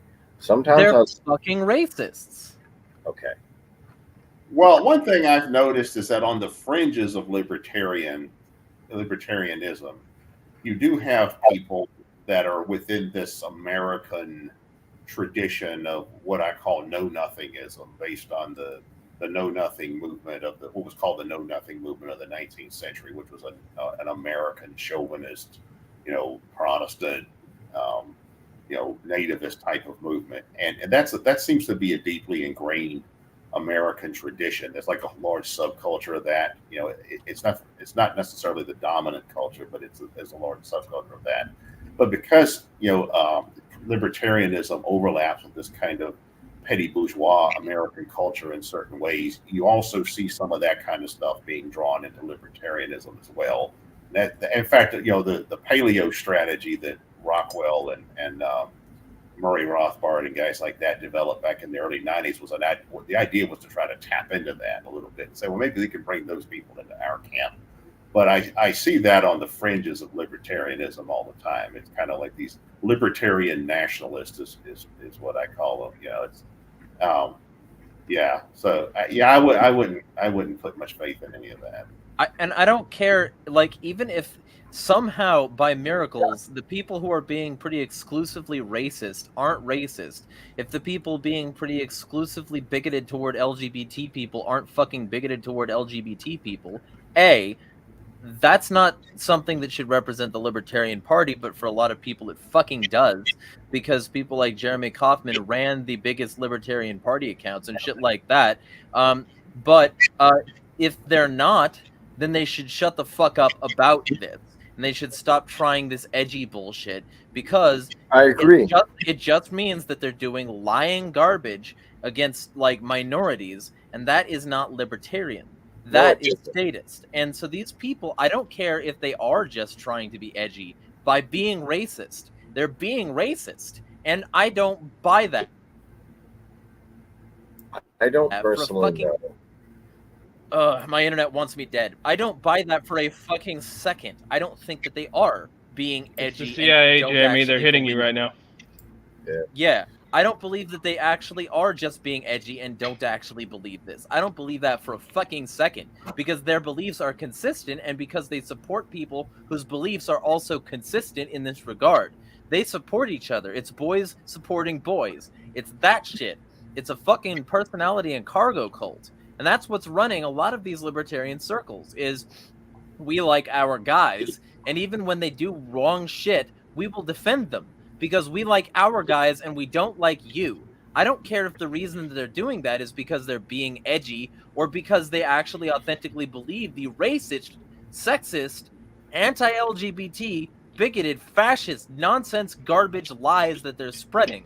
It doesn't matter to me whether they're being edgy because they're lying or because they're being authentic Nazis. I don't give a shit.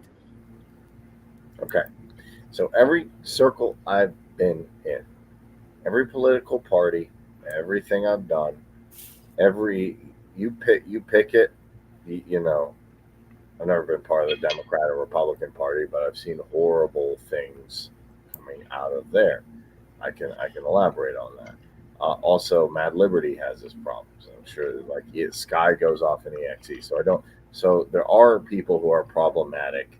Maybe they are. He's not a libertarian or an anarchist. I have people who aren't in my server. That's a bad fucking example. Okay, I'm saying this. Toad and Top Lobster are not good. They say stupid stuff. And nobody should encourage that or say that's libertarian or anything like that. But I say the caucus overall is pretty good. Still, I don't like them banning people. I don't like them simping for Malay. But as far as relevant, I always look at relevant institutional alternatives, which a lot of people don't do. I say, okay, fine. This is what I got right now. This is what I have. I don't have the ideal Ron Paul, situation or the ideal Rothbard party or Mises party that I want. But I got something here that I can use. And I'll say this. Local office, you can do a lot. A lot of people forget about local office, and that's how statists win. Oh, I don't want to run for that. I just want the state house or the presidency. The statists already won. I'm going to have to go here in a minute, but let me just give you one response to that. First, I'll ask you a question. Do you consider yourself to be on the road to liberty as a metaphor? The road to liberty, right? You consider yourself to be riding down that road? Yeah, I do every day. All right. Well, from my perspective, any political party, but especially the ones that advertise to people like us, are cul-de-sacs on that road to liberty. They might be nice neighborhoods, but they are fundamentally not progress. They will lock you into little states, arguing for control, becoming popularity contests, and completely centered around people who are only there to grift. And it's inevitable because of its construction. It's literally just a mini state. It's like you took a you took a snapshot of the state, created a smaller, minuscule version of it as a way to argue for power for the state, right? Like that's effectively what a party is a group of people trying to become the state leaders, or at least to play with the state leaders. And anytime you set up like that, you're dooming yourself to corruption every single time, because in organizations like that, you have power accretion at the top with time, always. There's just no way to prevent that because that's how human brains work whenever you're dealing with parties like that. But in essence, anytime that you try to use parties in order to enact change or local government or anything like that, what you're ultimately doing is getting stuck in a little pocket of pretend liberty that's not actually going to go anywhere. Okay, I'll give you an example how it did. I'll give you a couple examples how some of this does work. So anything you put humans in it, you put even the most principled ANCAPs, ANCOMs, PRIMs, mutualists, you're going to get corruption. But here's the thing, is that you're never going to get the ideal thing that you want. You got to work for the best thing. As far as actual states doing something effective, and enacting some effective change, the Green Party was putting on pro-Palestine demonstrations. I went to one in Pittsburgh. There's no counter protesters, and that's the first time been in Pittsburgh for like 8-9 years working downtown. I've seen the pro-abortion one, all this. There's no counter protesters. Went very well. It was very peaceful. I'm not a fan. I make fun of them all the time. I like when people call him Castro, even because I think it's funny, of Justin Trudeau. Not endorsing him. He sucks. He's garbage. He shut the truckers down and stuff. I know there's green parties in Canada too, similar protest. Today, I read, and it made some people on Twitter mad, that Canada stopped arms sales to Israel, and they started refunding to UNRWA, which okay. A lot of people said, why are you protesting? Why are you using these parties? Why don't you just go, do the or do the counter economics thing? I said, well, I think we can get something done here. As far as I'm concerned, you can effectively use these vehicles to enact some change just as much as educating people and doing direct action is effective. I'm not of the mind that they're completely useless. I am of the mind, yes, they will try and lock you down. They will do some corrupt things. So you got to be on the guard for that. And when they do something wrong, you got to hold them accountable, like simping for Malay. But look, if they weren't effective, I'll say this: there's an article that was put out that I saw. I don't know if it's circulating on Twitter as much anymore, but it was a couple weeks, maybe a week back, that the Democrat Party said they declared war on third parties. Well, if we're not effective, why do that? And I want the Democrats to lose. So to me, I think that I was excited for it. I was like, all right, let's go. They declared war on third parties. It's third party time. Independents, Greens, Libertarians. Let's go. Let's fight back. I'm not saying that's the totality of the road to freedom, but it's a okay. Well, I'm gonna have to go, guys. But I'm just gonna have to agree to disagree with you there, Kareem. Before you go, just one thing, because I'm sure you'll agree with this. That's fucking garbage. The idea that because somebody says that they're waging war on something, or that that they're afraid of it, or blah blah, that joining that team is somehow fighting the system is fucking garbage. And if that was the case, then why aren't you smoking meth right in front of me right now? The state outlaws meth. Why do you think my camera's off, Jeremy? Yeah, right? Yeah, how do you know he's not? And so the whole deal is you can't become the gestalt of the state. That's just another leash. The idea that because the state says something is they're against something, you should be for it, is garbage. Why? The purpose of a system is what it does. It doesn't matter what the state says. It matters what it does. All right, I gotta go. Yeah. See you guys. And I agree with you, Jeremy. I have to be on call shortly, so I have to go as well. I've got to be on another call shortly, so I will finish my statements by saying, be well. All right. All right, Keith. It was good talking to you again. I will finish my statements by saying, effectively, you can't be led around as the gestalt of the state. If you do, that's just another leash. The only way, the state allegedly doesn't like pedophilia, even though, the state is so constantly in bed with pedophiles and supporting them in one way or another. Yeah, but they say they don't like it. So if the state says we're waging war on child exploitation, you're going to go exploit a kid? Probably fucking not. So the fact that the state says that they're against something doesn't mean that joining that thing is an effective mechanism of fighting the state. That's dumb. Well, it's not that I'm joining it. I was already part of the LP way before that came up. Then how is this, let's fight the state because the state says it's against this? That's not proof. I'm not saying it's direct proof. Then what was the point of saying that? Of course they're against third parties in speech. They have to ossify their base. Yeah, they're going to do that. That's not proof that joining a third party is fighting the state.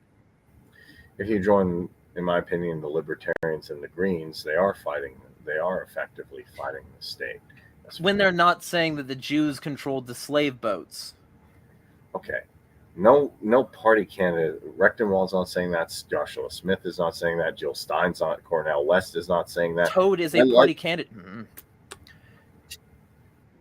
Toad is a party candidate, whether you like it or not. Whether you say that that he represents you or not, he's a party candidate. I don't even know this person. So okay, he was at the debates helmed by Clint Russell. Well, he knows Clint Russell. He knows Josh Smith. He knows these people, and they usually get along relatively well. So unless you're going to help me break up that echo chamber and help provide a counter signal, that's not helping, because these people are enabling the state by being vocally and visibly the opposite of what the common person should be, especially from a libertarian perspective. So it's not just as though the Libertarian Party is fighting the state. Some people in the Libertarian Party might be doing some things that might be interesting in that struggle. Maybe. So. I don't even think that's true. But if they are, that effort is dampened by these sorts of people and this sort of thing and this sort of corruption. And the fact that, like, for instance, the guy behind fucking the recent things, the Libertarian Party of California things, Larry Sharp, he gets $15,000 a month from RFK Jr. He gets $15,000 a month from RFK Jr. And like the Libertarian Party of California convention was run by Adrian Malagon, who gave people like RFK and Cornell and other non-libertarians free speaking while charging libertarians and installing gun control checks at the door, and like insulting people who've been in the party for a long time, who've been doing a shit ton for the party. So the Libertarian Party is not a monolith. And the Libertarian Party is not just doing good things. And to say that the Libertarian Party is fighting the state, which ones? A lot of them aren't. A lot of them are helping the state. Okay, I can answer that. Well, and also, it's not just the Libertarian Party. Cornel West is actually a good thing. He's a third-party candidate that's worth actually helping. So yeah, I like Cornel West, but like they shouldn't have given him free speaking. Yeah, and I agree with you. I'm not defending. Look, I'm not defending Toad, not defending Malagon. I'm not defending. I think there's a lot of bad stuff. How are they? But who is actually doing a good job? Some of them. I know Harry's doing a good job. He was kicked out by now, and he left the Mises Caucus. But he's still part of the LP, so Harry's doing a good job. I know Harry personally, and disaffected by them. Okay, I think Harry's doing definitely a good job personally. I know Harry. I listen. I'm not saying I work with him, but like I know behind the scenes, Harry's doing a good job. That's one. I've not been to Pork Fest, but I will get up to Pork Fest someday. I definitely want to get up there. I think the Free State Project's a pretty good idea. I'm not a fan of. I think Odyssey is a good idea as well, coming from that region. The Free State Project isn't the Libertarian Party. Neither is Odyssey. Like, stick to things that the party is doing. Now, as far as what the party is doing, how they're fighting it, well, I'm a really big fan. That's why I'm still sticking around to Defend the Guard. It's not perfect, but we're getting that through. That's probably the biggest thing. If you're not familiar with Defend the Guard, what it is just saying unless there's a declared war by Congress, then they cannot send the National Guard overseas. So that's huge. Other than that, small drug decriminalization in local areas, which people make fun of me for, oh, you just legalize shrooms and stuff like that. But that's a good step forward to ending the drug war. Also, I can make the argument, and I think it's still a good argument, that people, while we're not necessarily winning tons and tons of, are trying to adopt or at least pretend to adopt our views. Tells me what the whole thing. I don't like Breitbart at all, but I do agree politics is downstream of culture. So I do think effectively the party, different people in it who are making stuff, doing stuff, talking, podcasts, are effectively making cultural changes towards liberty that is positive. If I didn't see some of this thing, and there's other stuff that they do, and different events that they have, and there's a lot of good people still in the LP that do believe that you should be able to be on your own property without being taxed, own whatever gun you want, use whatever substance you want, or and love who you want, regardless of all that type of stuff. Then let's get them on. How about this? This is my call to action, because I know, like, everybody else booked, and I know that there was, like, probably some frustration with, like, the lack of LP conversation. I'm going to have on my channel on Friday, 7 p.m. Eastern, I will have a conversation with, like, whichever Libertarian Party members, like, or like ex-Libertarian Party members want to have a conversation about why people should or shouldn't participate in the partyarchy, we can have that. You can come on, Rose can come on. We can get Harry on if he's willing to do this, which I hope he is, because he's pissed as well. And we can get as many people on as possible, because I don't think it's as simple as saying the Libertarian Party is doing good. Maybe it could someday. Right now, it's just making libertarians look like authoritarians. That's it. That's what they're doing, especially with the official messaging on the official fucking accounts, and the fact that the official people running it are literally proposing platform changes right fucking now that advocate increases in statism. This is not okay. The Libertarian Party is not okay. I'll give you an example that I do like. So, when everybody all these conservatives are running around saying, "Oh my God, the migrants, have firearms. I'm big sayod. Why can't the Second Amendment just be with the people I like?" And literally, the Libertarian Party is the only party that posted on Twitter, all gun control laws are infringements. All of them, even when applied to illegal immigrants, we stand in defense of your natural rights. All the time, we are the party of principle for a reason. Yeah, and Malay is still keeping the people disarmed in Kerry, down there, and removing their ability to carry sticks now. Not only can they not carry guns, and did he not liberalize that, but they can't even carry sticks now. And they support him. So the fact that they allegedly support guns and arming these people is irrelevant if they are going to support the disarmament and the people who do that of other people. So the fact that they're claiming to support guns in one place while supporting somebody who does not support it elsewhere, and the fact that they so consistently support contradictory positions, politicians, and people in this regard, while supporting directly the people who would disarm those people, while supporting directly the borders and the bordertarian positions that would result in the loss of freedom and liberty for these people, that's the problem. And when Angela McArdle sees these people saying, "I'm going to leave the Libertarian Party because the Libertarian Party has too loose a position on border control," and she just comes crawling back and said, "Yeah, my fucking internet hates me." She just comes crawling back and says, "Please don't leave. We don't want you to leave."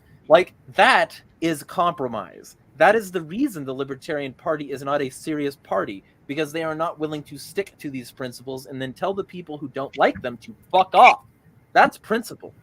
Principle is the Libertarian Party saying, if you want to be a Republican that comes in here and changes this party into being more Republican and less principled and less libertarian, you aren't a libertarian. Fuck off. Okay, so I'll give you a direct example of that.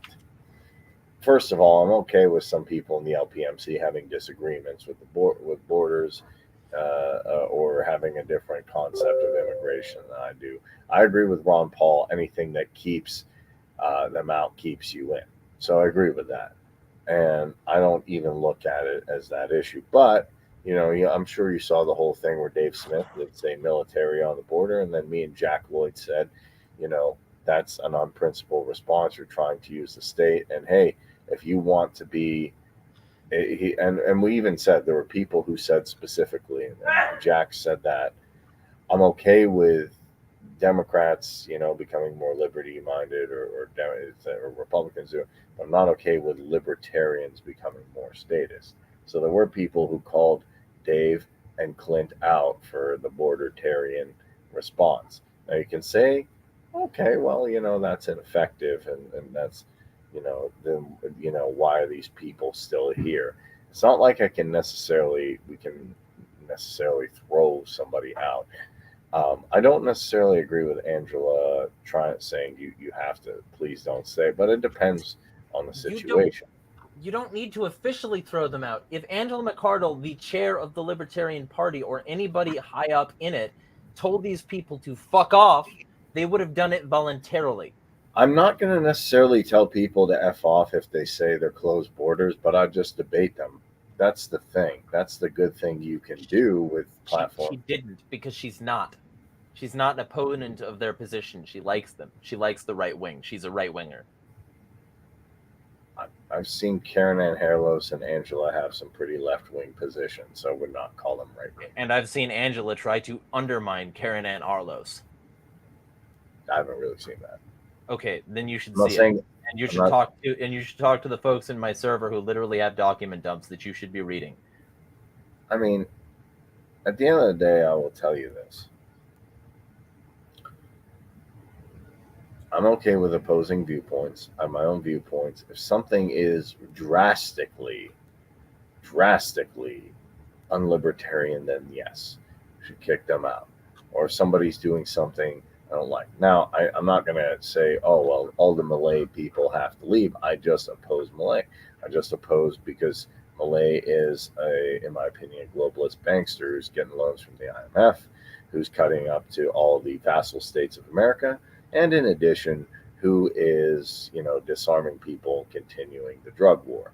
So no, I'm not a fan of that. That being said, the Libertarian Party, the National Party, doesn't have jurisdiction over, Buenos Aires, doesn't have jurisdiction over here. So I haven't seen them in particular say, I'm guessing they do like Malay, but they get, if they're getting it right a decent amount of the time, the LP National, then yeah, I'm still going to be a delegate for them. And overall, I know Karen Ann Harlos. I've hung out with her. I know Angela. I know Todd Hagopian. I know Michael. Todd Hagopian, who said when, I asked him maybe 5 years ago that he's fine with the gun laws as they are. That Todd Hagopian? The Todd Hagopian who says that not all taxation is theft and we should have voluntary taxation? Voluntary tax? Well, that would be just charity. Yeah, because these people are not fundamentally serious libertarians. Wait, okay, voluntary taxation would just be charity. So we should have charity. Except he said that it should be compulsory, and that if we don't have it, there's not going to be roads, courts, and things. It's literally who would build the road. I posted screenshots. You can see them. You don't care, clearly, because I literally tagged you in it. Today? No, weeks ago, man. I tag you whenever I've got something I don't agree with that. But his job is treasurer. So as long as I don't agree with that. As long as he's being a good treasurer, that's what I voted for him to do. I voted for Angela. Yeah, and then he slashed ballot access. And now the Libertarian Party is running last-minute fundraisers for ballot access funds. Great job, Todd. Maybe this is what happens when you hire people to positions that don't fundamentally respect libertarian principles, that somehow don't get libertarian ends. I was in a room at Reno and we voted. Nobody got hired. He's hired. It's a paid position, right? He's not doing this volunteer. But you have to vote somebody in. That's hiring. Oh, it isn't.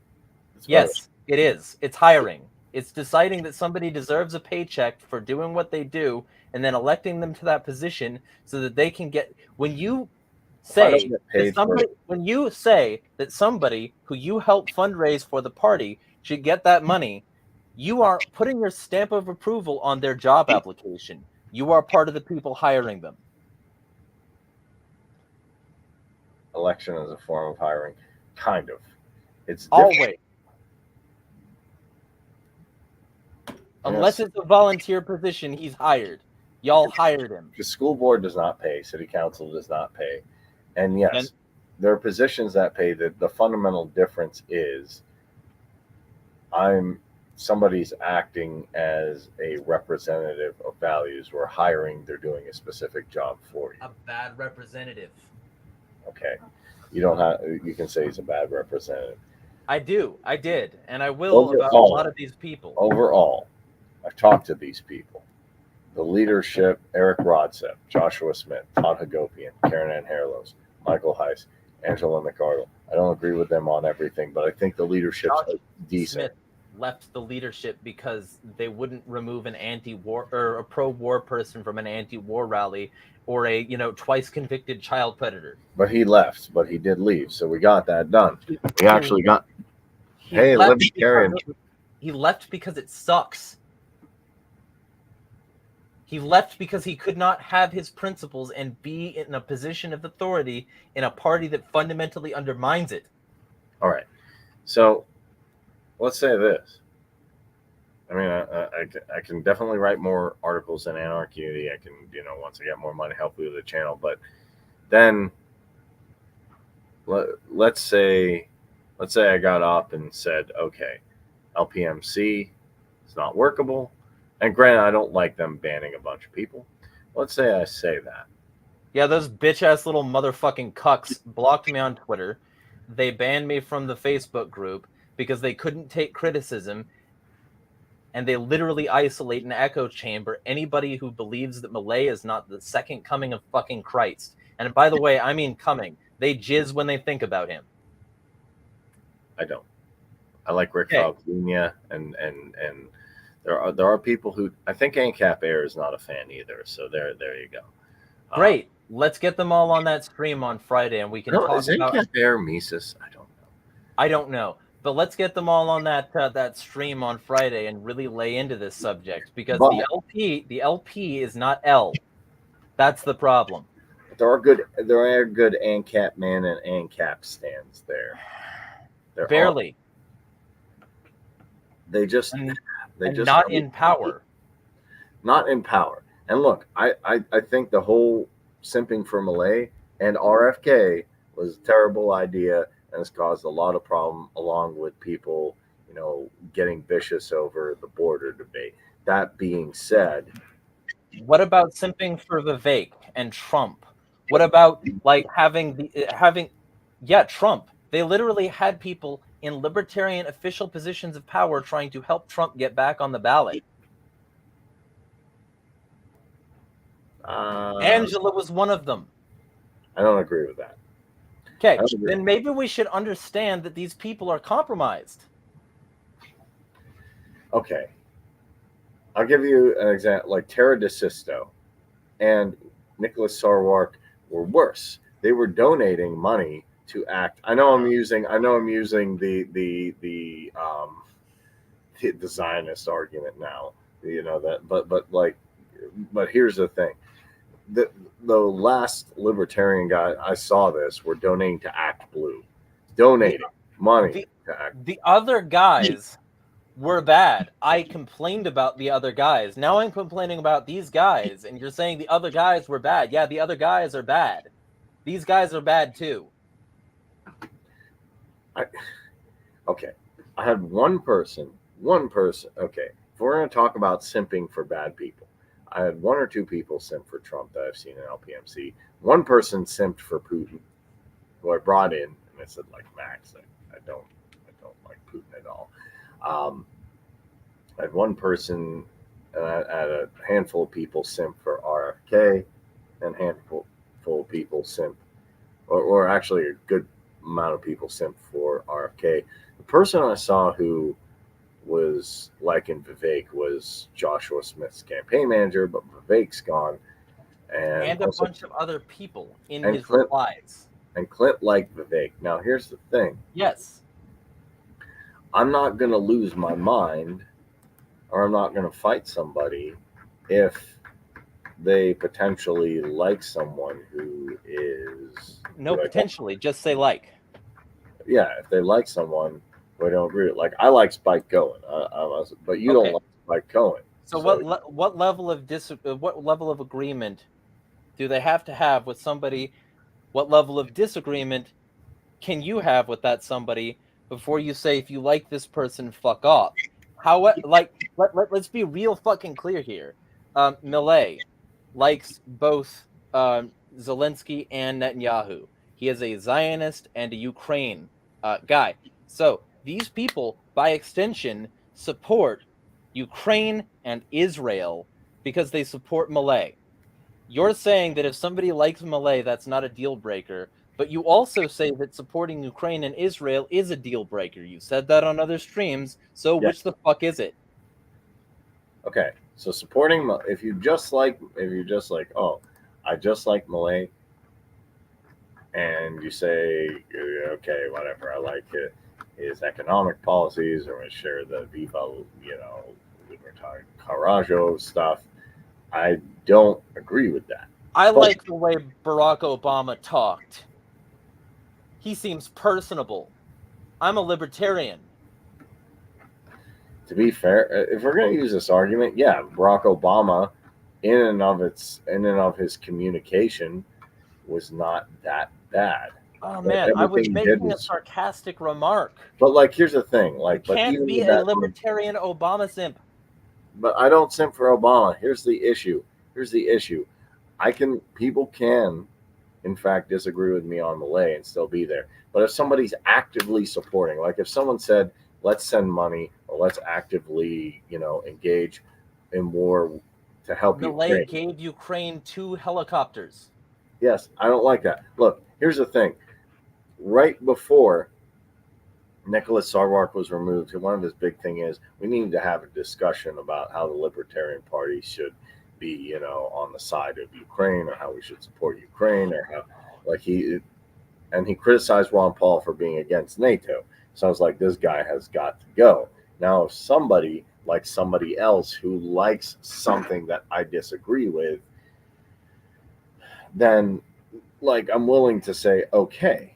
If you say that Sarwark had to go for saying that we should have a conversation about supporting supporting Ukraine, then Correct. The same should be said for any Libertarian Party official who supports Malay, who had a conference on how Argentina can best support Ukraine. So I am completely against what Malay is doing. Cool. Not everybody in the LPMC is, although too many of them are simping for Malay. I know why they're doing it, because they have an idea of what he potentially is.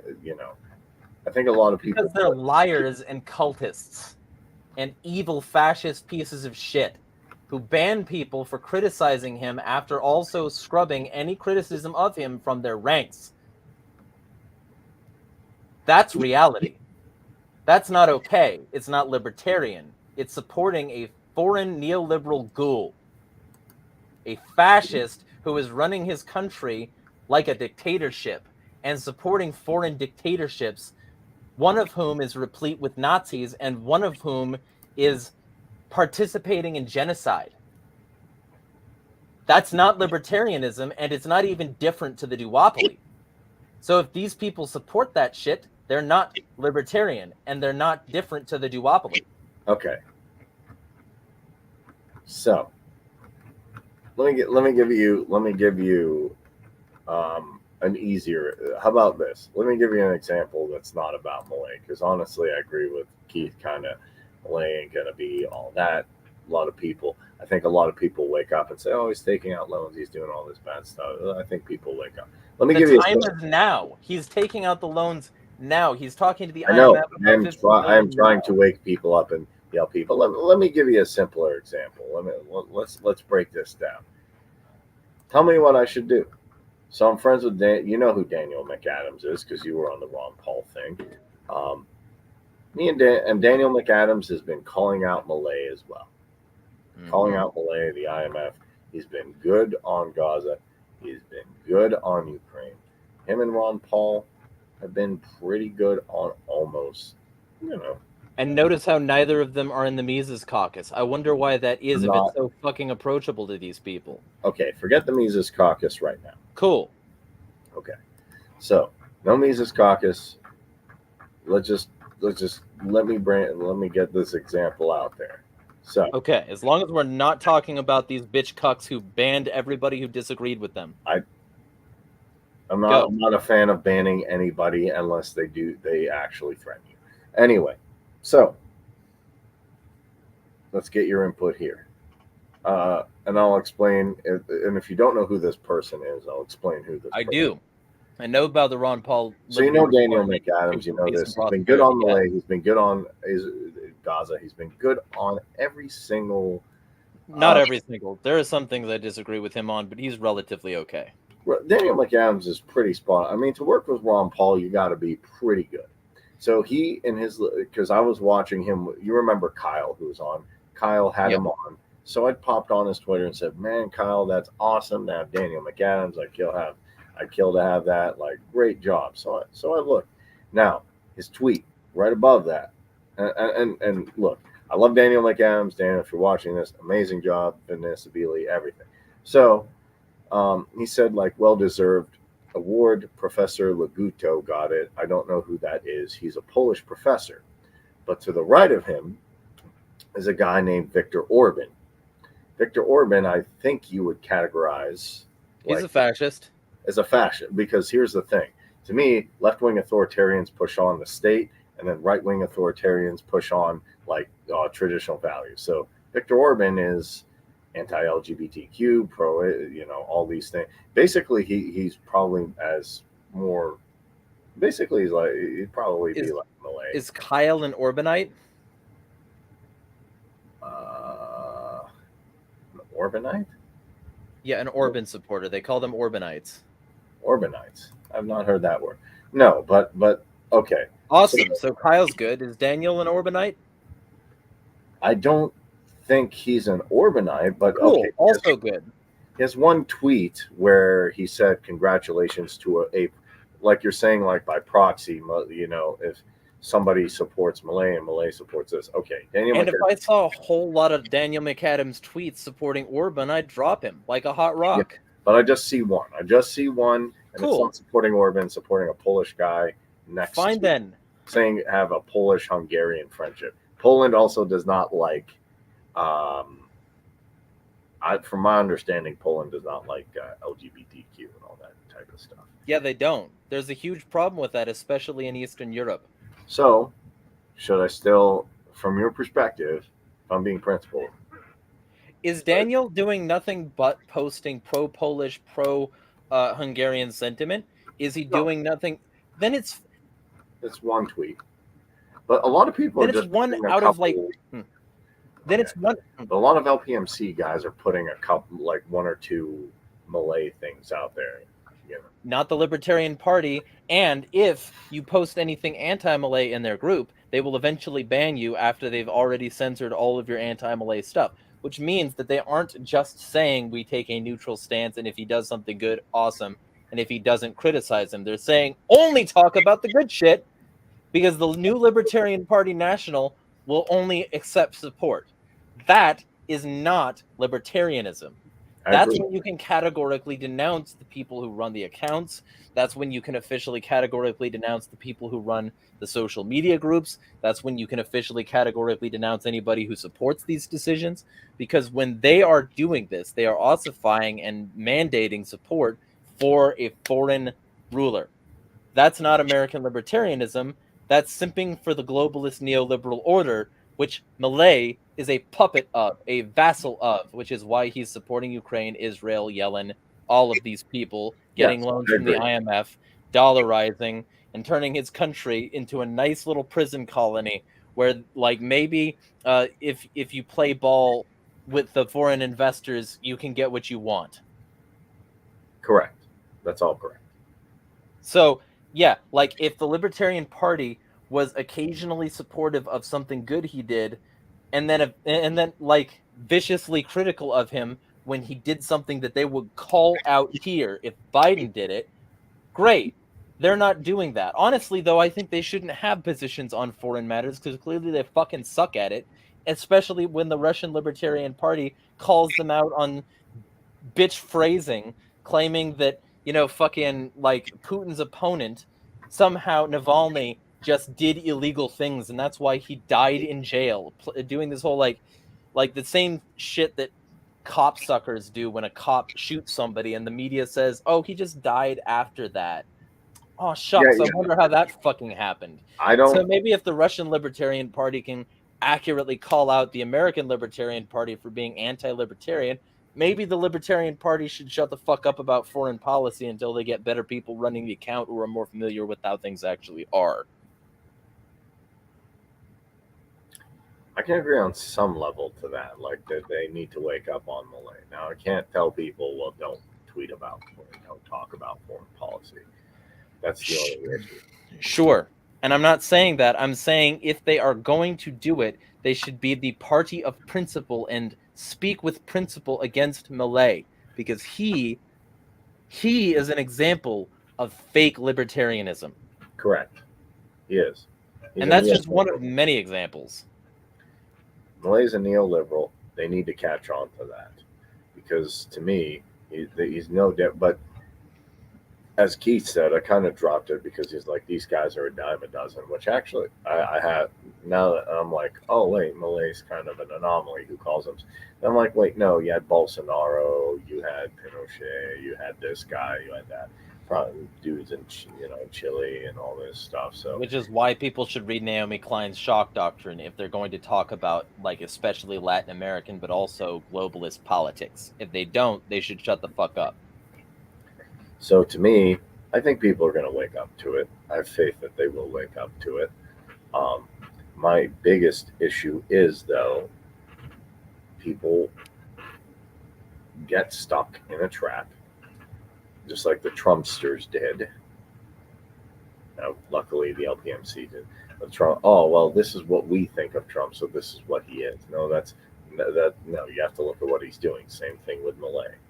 So I'm not happy with them just giving him a free pass on yelling and all this and saying he's free market, because he's clearly not. He's just another, neoliberal, posing as a libertarian, which I get, which from what I've kind of seen in Latin America isn't all that, weird, because I think Jair Bolsonaro, if I'm saying that correctly, did the same thing. There's a lot of people saying, oh, yeah, freedom. We want, give actually, I think this has been going on a minute now, but there's people in Latin America who are like, give the people freedom, give them free markets. Like, yay, I'm in. Freedom and free markets. All right, let's do everything the U.S. hegemony wants to do. I'm like, that's not freedom and free market. Now, I can have the argument with you, and you disagree with me. I can say, fine. Do we want to call it free markets, or do we want to call it like anarcho-capitalism or capitalism? I'm not super big on the term, but as long as you have a market that's basically unhindered by a central institution, I consider that free market. You could consider that capitalism. But no Latin American leaders do that. It seems to always just like, yeah, freedom to do what? Be a slave of the NATO axis. That's not actual freedom. Be a slave of the BRICS axis. That's not actual freedom. Actual freedom is just going and doing your own thing. Maybe Salvador Allende was the closest to that. So, I'm not saying and he wasn't perfect either. Like, I'm not an Allende either. Like, I'm not over here saying that, like, I want radical authoritarian leftism, but I understand what he was doing a lot better, because, like, literally Trump is making the same arguments now, and the same people who would say hang the commies, they support that. They're saying, like, oh yeah, when Trump says we'll put 100% tariffs on foreign cars, that's based, actually. But when Allende basically said something similar, said we're going to nationalize the factories and we're going to make it hard for foreign investors to loot our country, suddenly he's a commie and he needs to be deposed by a CIA-backed, Nazi-backed fucking right-wing dictator doing a military coup. Now, if we're actually going to talk one president that I think we could support, that I liked in Latin America, that I think was, he was pretty good, when he got debt-free, got away from the IMF. I could get, I'm not perfect with all he did, but there's a dude in Bolivia named Evo Morales. I'm not saying I'm actually, well, if it's like status bingo and you got to pick a Latin American guy. Evo Morales seemed to be pretty good. He got away from the IMF. He was not like simping for, I don't think he had a chance to simp for Ukraine. He did it, but I don't think he would have. And he's pretty good. I think Evo Morales was the one guy that that has done some pretty good stuff. Which, I mean, like, when you grow up affiliated with poverty, when you grow up like, we're going to, work with the dirt of the land, and like, we like, I think it could be qualified as farming of subsistence, kind of. Like, if you grow up that way, you're going to grow up with a lot better roots for actually understanding the workers' struggle. A lot of these people, they're just bureaucrats or people from like long-term wealth, and they're just like, yeah, sure, we'll support anybody who doesn't get in the way of my wealth and my family maintaining that wealth. That's what Bush was, and that's what Malay is. Yeah, and I can't. This one's hard because I don't know what to think. Because people tell me some good stuff, people tell me some very good, horrible stuff about this guy. So I've heard everything on the spectrum: good, bad, horrible. He's a dictator, he's evil, he's eating all the thing, or he's a good guy, or he's being screwed over. I don't know. I don't know what I think of Maduro in Venezuela, to be honest. There's so much stuff saying, well, okay, he made bad economic decisions. So I actually agree with that. Then there's the U.S. sanctions, which I also agree with that too. So I don't know. Well, he wasn't perfect. I mean, there was a coup for a reason, but at the same time, I prefer somebody who at least tries to understand that there's a global slave plantation at bay, at play, and maybe we shouldn't support that. Maybe we shouldn't support the neoliberals and the fucking WEF, IMF, World Bank, and all that shit. And so at least he had some good fucking policies on that shit. Like, fucking, man, just, it's, and like, he wasn't perfect. He was a dictator, right? Yeah. And it's not, fucking, of course, these people on the left, like, they don't like to acknowledge it, but they've got some problems with kids. I'll put it that way. Like, anybody who's read about this, but like, the right has that problem too, which is why right libertarians had no problem.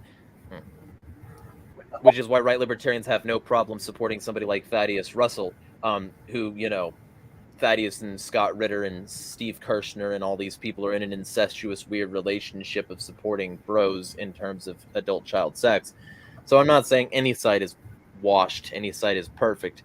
But, I mean, there is something to be said for criticizing, like, every aspect of somebody. And it's definitely something, like, people shouldn't just accept him. People should definitely, like, be equally critical of him as any other leader.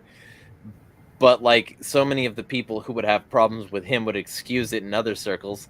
Like, I guarantee you that there's some anti-Morales Trump publicans who, like, totally fine with him and his Epstein, like, friendship, and him saying that he likes to grab young women by the pussy and shit like that, all while he has, like, so many people fucking accusing him of rape. And it's like, maybe this guy is also a problem, and we should also do something about that. So it's like, there's a ton of things to look at, but like, ultimately, like, yeah, I mean, he was better than Pinochet, that's for damn sure. People should follow his model over the model of Pinochet. People should follow things like that over the models of people like Malay. No, Malay is not, like, my friend, I'm trying to get him on a debate, Lipsock Bat, who's a pretty good guy, has a funny thing. It says, "Hey, commies," crashes the economy, for Malay. So, yep. And it's literally what he's doing. Like, libertarians are pretending he's doing a good job while ignoring literally every fucking thing that he's doing. Like, it's so exhausting. And none of them give a shit. You can post so many facts. You can just post facts and they're fucking shit. And they will not give a shit. Like, I've posted repeatedly and reliably things like, oh, he cut the value of the Argentinian peso 50%. He met favorably with Janet Yellen. I mean, a representative of him anyway. He's getting like $15 billion from the IMF shortly. He's giving military hardware to Ukraine and an embassy in Jerusalem and himself a 48% pay raise, and he's the staunch and unconditional ally of the WEF, and he wants a facial recognition super state, and he wants a for-profit prison system. He wants to make it easier to lock people up into that, and he made it easier for cops to shoot people while disarming people of their sticks while they were already disarmed of everything else, and all this shit that I could keep on listing about Javier Milei. None of that. It's like moths on a fucking light bulb. They're just like, oh, no, he's the greatest thing ever. I'm like, he's not. I'm not that impressive. Like, shut up, bitch. You're not informed, or you are informed and you're evil. That's why you're saying these things to me. So close your fuckhole and we'll continue. That's what you should say to them. People should like just become like my aggressive fucking. It's so effective. No, nobody. See, there's places for people who aren't me. And I'm not saying like everybody has to be exactly like me. I'm just saying have principles if you're going to have a party of them. And if you're not, don't lie to people. Just say we are a maybe slightly better, possibly alternative, maybe, to the people who were eventually just going to be exactly like when any faction takes root in our party. That'd be so much more honest. I think it would. Well, let's see what happens. Maybe Conkin was right. Maybe this whole political thing is just kind of a waste of time. That does cross my mind. It does cross my mind a lot of times. But then you can always go. You can always get someone who, but there are still parties even outside the LP that I like. So I don't know if I necessarily 100% agree with Conkin. Now they're not real powerful, just like the LP. They're not in charge of anything. But Rick Falkvinia, he has an eye patch as a Swedish pirate party that is an anarchist party. Maxime Bernier, who's French Canadian, has the PPC, the People's Party of Canada, which I think is effectively like a libertarian type party. But if you know what Liberland is, Liberland, Chet Pitbuka, I think that's kind of a cool project. I kind of, haven't seen anything bad about that yet. Maybe. Maybe. I mean, it's also one of those things where you have to see how it plays out, and it's definitely not like a super libertarian place on its own. To me, I want to see a whole lot of pocket societies. That's what I want. I want to see a whole, like, not just Liberland, but a whole lot of lands, and a whole lot of land for a whole lot of different persuasions. And I want to see everybody get theirs started so that we can prove that a variety of types of anarchism work. Okay. Well, in that case, I guess I'll, leave it there. There actually is that does exist, because when I can send you the video. I was watching Anarch's thing. The only problem is Anarch is not, from what I understand, when I talked to Mike about it, he's not pro-unity. But it doesn't matter, because he said as long as you sign up to the Patreon, he has a list, and I didn't realize how big it was. That kind of, to me, if you're gonna like lose the black pill, that to me, I'm like, damn, this is awesome. It's just like he had whole spreadsheets of spreadsheet. I don't know how big it is. They say he had a spreadsheet of just autonomous zones and autonomous. Now, I don't know if they're all like perfectly anarchist. I guess we could, I guess you can argue and throw around, well, it's Zapatistas or Java, or is Chiron exactly where you want it to be? And I'm like, okay, well, no, there's a couple problems here, but I'm kind of willing to say, hey, it's probably still closer to the ideal than not. So, and if it is, let's give it the thumbs up. I don't think it's an exact science, just kind of like, I don't think certain things, spirituality is an exact science. Like, okay, well, if I didn't exactly, do everything right in my life, with, praying 5 times a day and stuff, and drank beer and ate bacon, but I still did zakat, I still do hajj, maybe I'll be okay. So I look at it the same way. Hey, you've got a pretty good society going. Anarch has a spreadsheet of these things. Let me actually get that spreadsheet and I can look through it, do research, and maybe on another channel, because this is like dead it kind of like my, I guess I can't think of a better word, talk show channel or podcast thing. Another channel I could start to talk about libertarian principles and autonomy and bring out all these examples. If I bring out all these examples, maybe it'll be a happy Sonic. You're like, wow, there's so many autonomous zones. Take that, bad guys. We're winning. I'm fighting. Or as Alex Jones would say, from all the examples on the spreadsheet, fighting the globalists. Maybe. I strongly doubt that, because right here we've got the biggest empire in history, and even the people who claim that they're against it aren't doing shit about it. Oftentimes fighting their own members and the minorities that are crushed by the elites, rather than actually doing anything positive against the state. A lot of these people are trapped and wrapped in the culture war, and they will be until the day they die, because they would rather blame some neighbor than they would the actual system. The system that they need to crush in order to actually get liberty. Well, to be fair, one thing someone called me and said, "Do you support Rechtenwald?" And I said, "Why should I do that?" I said, "Well, he's good on this, this, this, this." I'm like, "Okay." And he says he'll defeat the woke mob. I said, "I don't care about that. That's dumb." And I said, if somebody has, I think I used the example, I don't care what people do. If somebody has a certain proclivity to something, if they want to use pronouns, if they want to do this, if they want to do that, I don't particularly care about that, and that doesn't help anybody.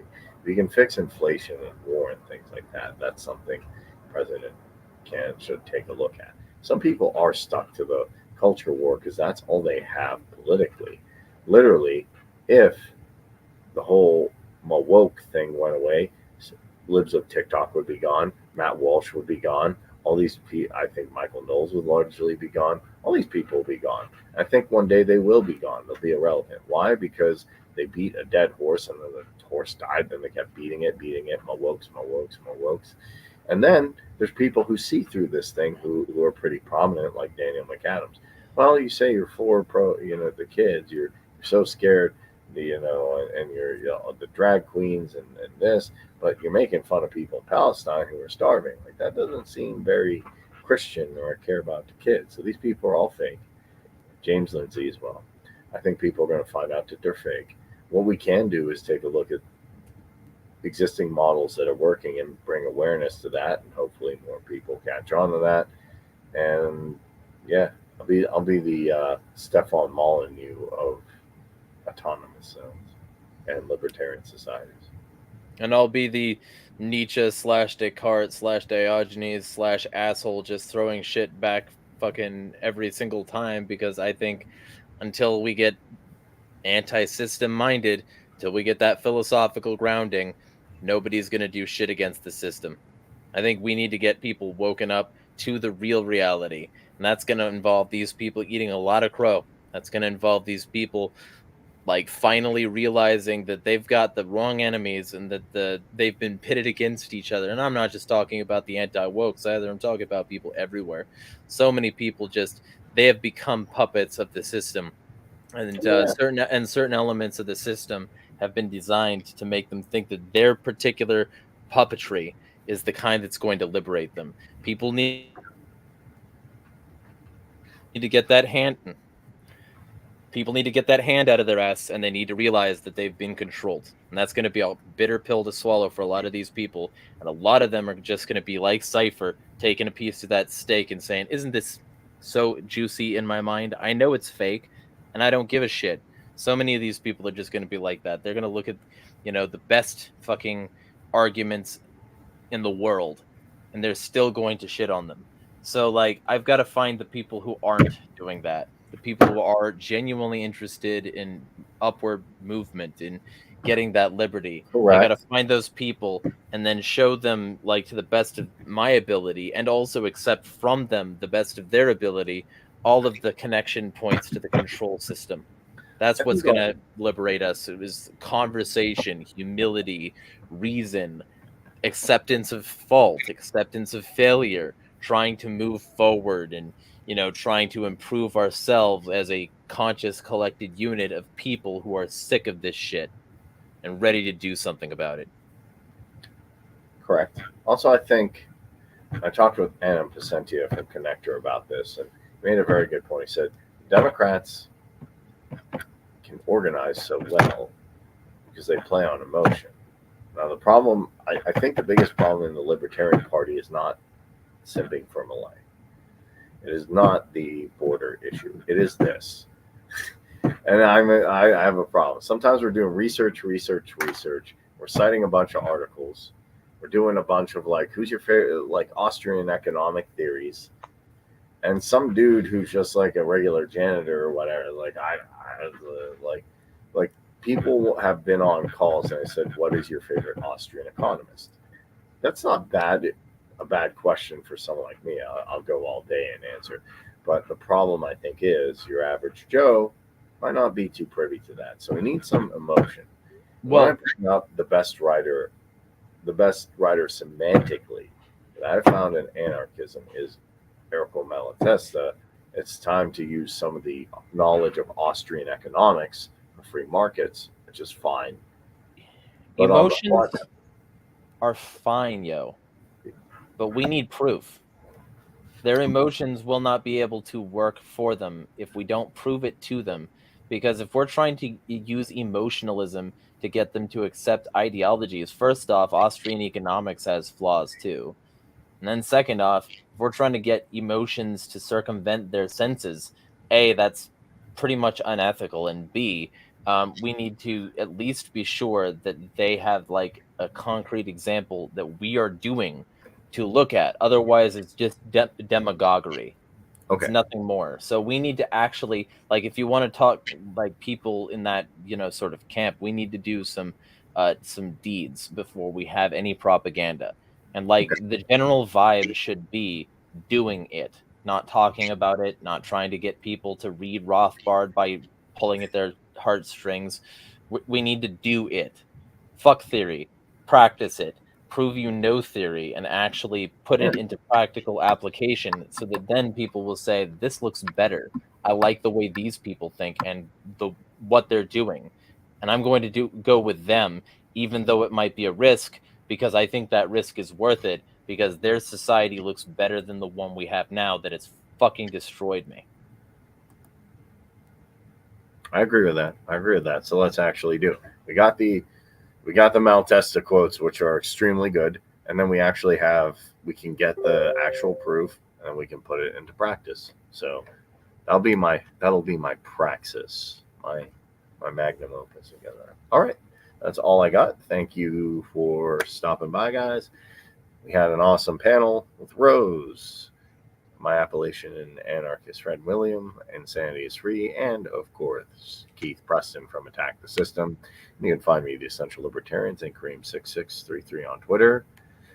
This is your host helping you with the tools of self-governance. We'll catch you in the next one.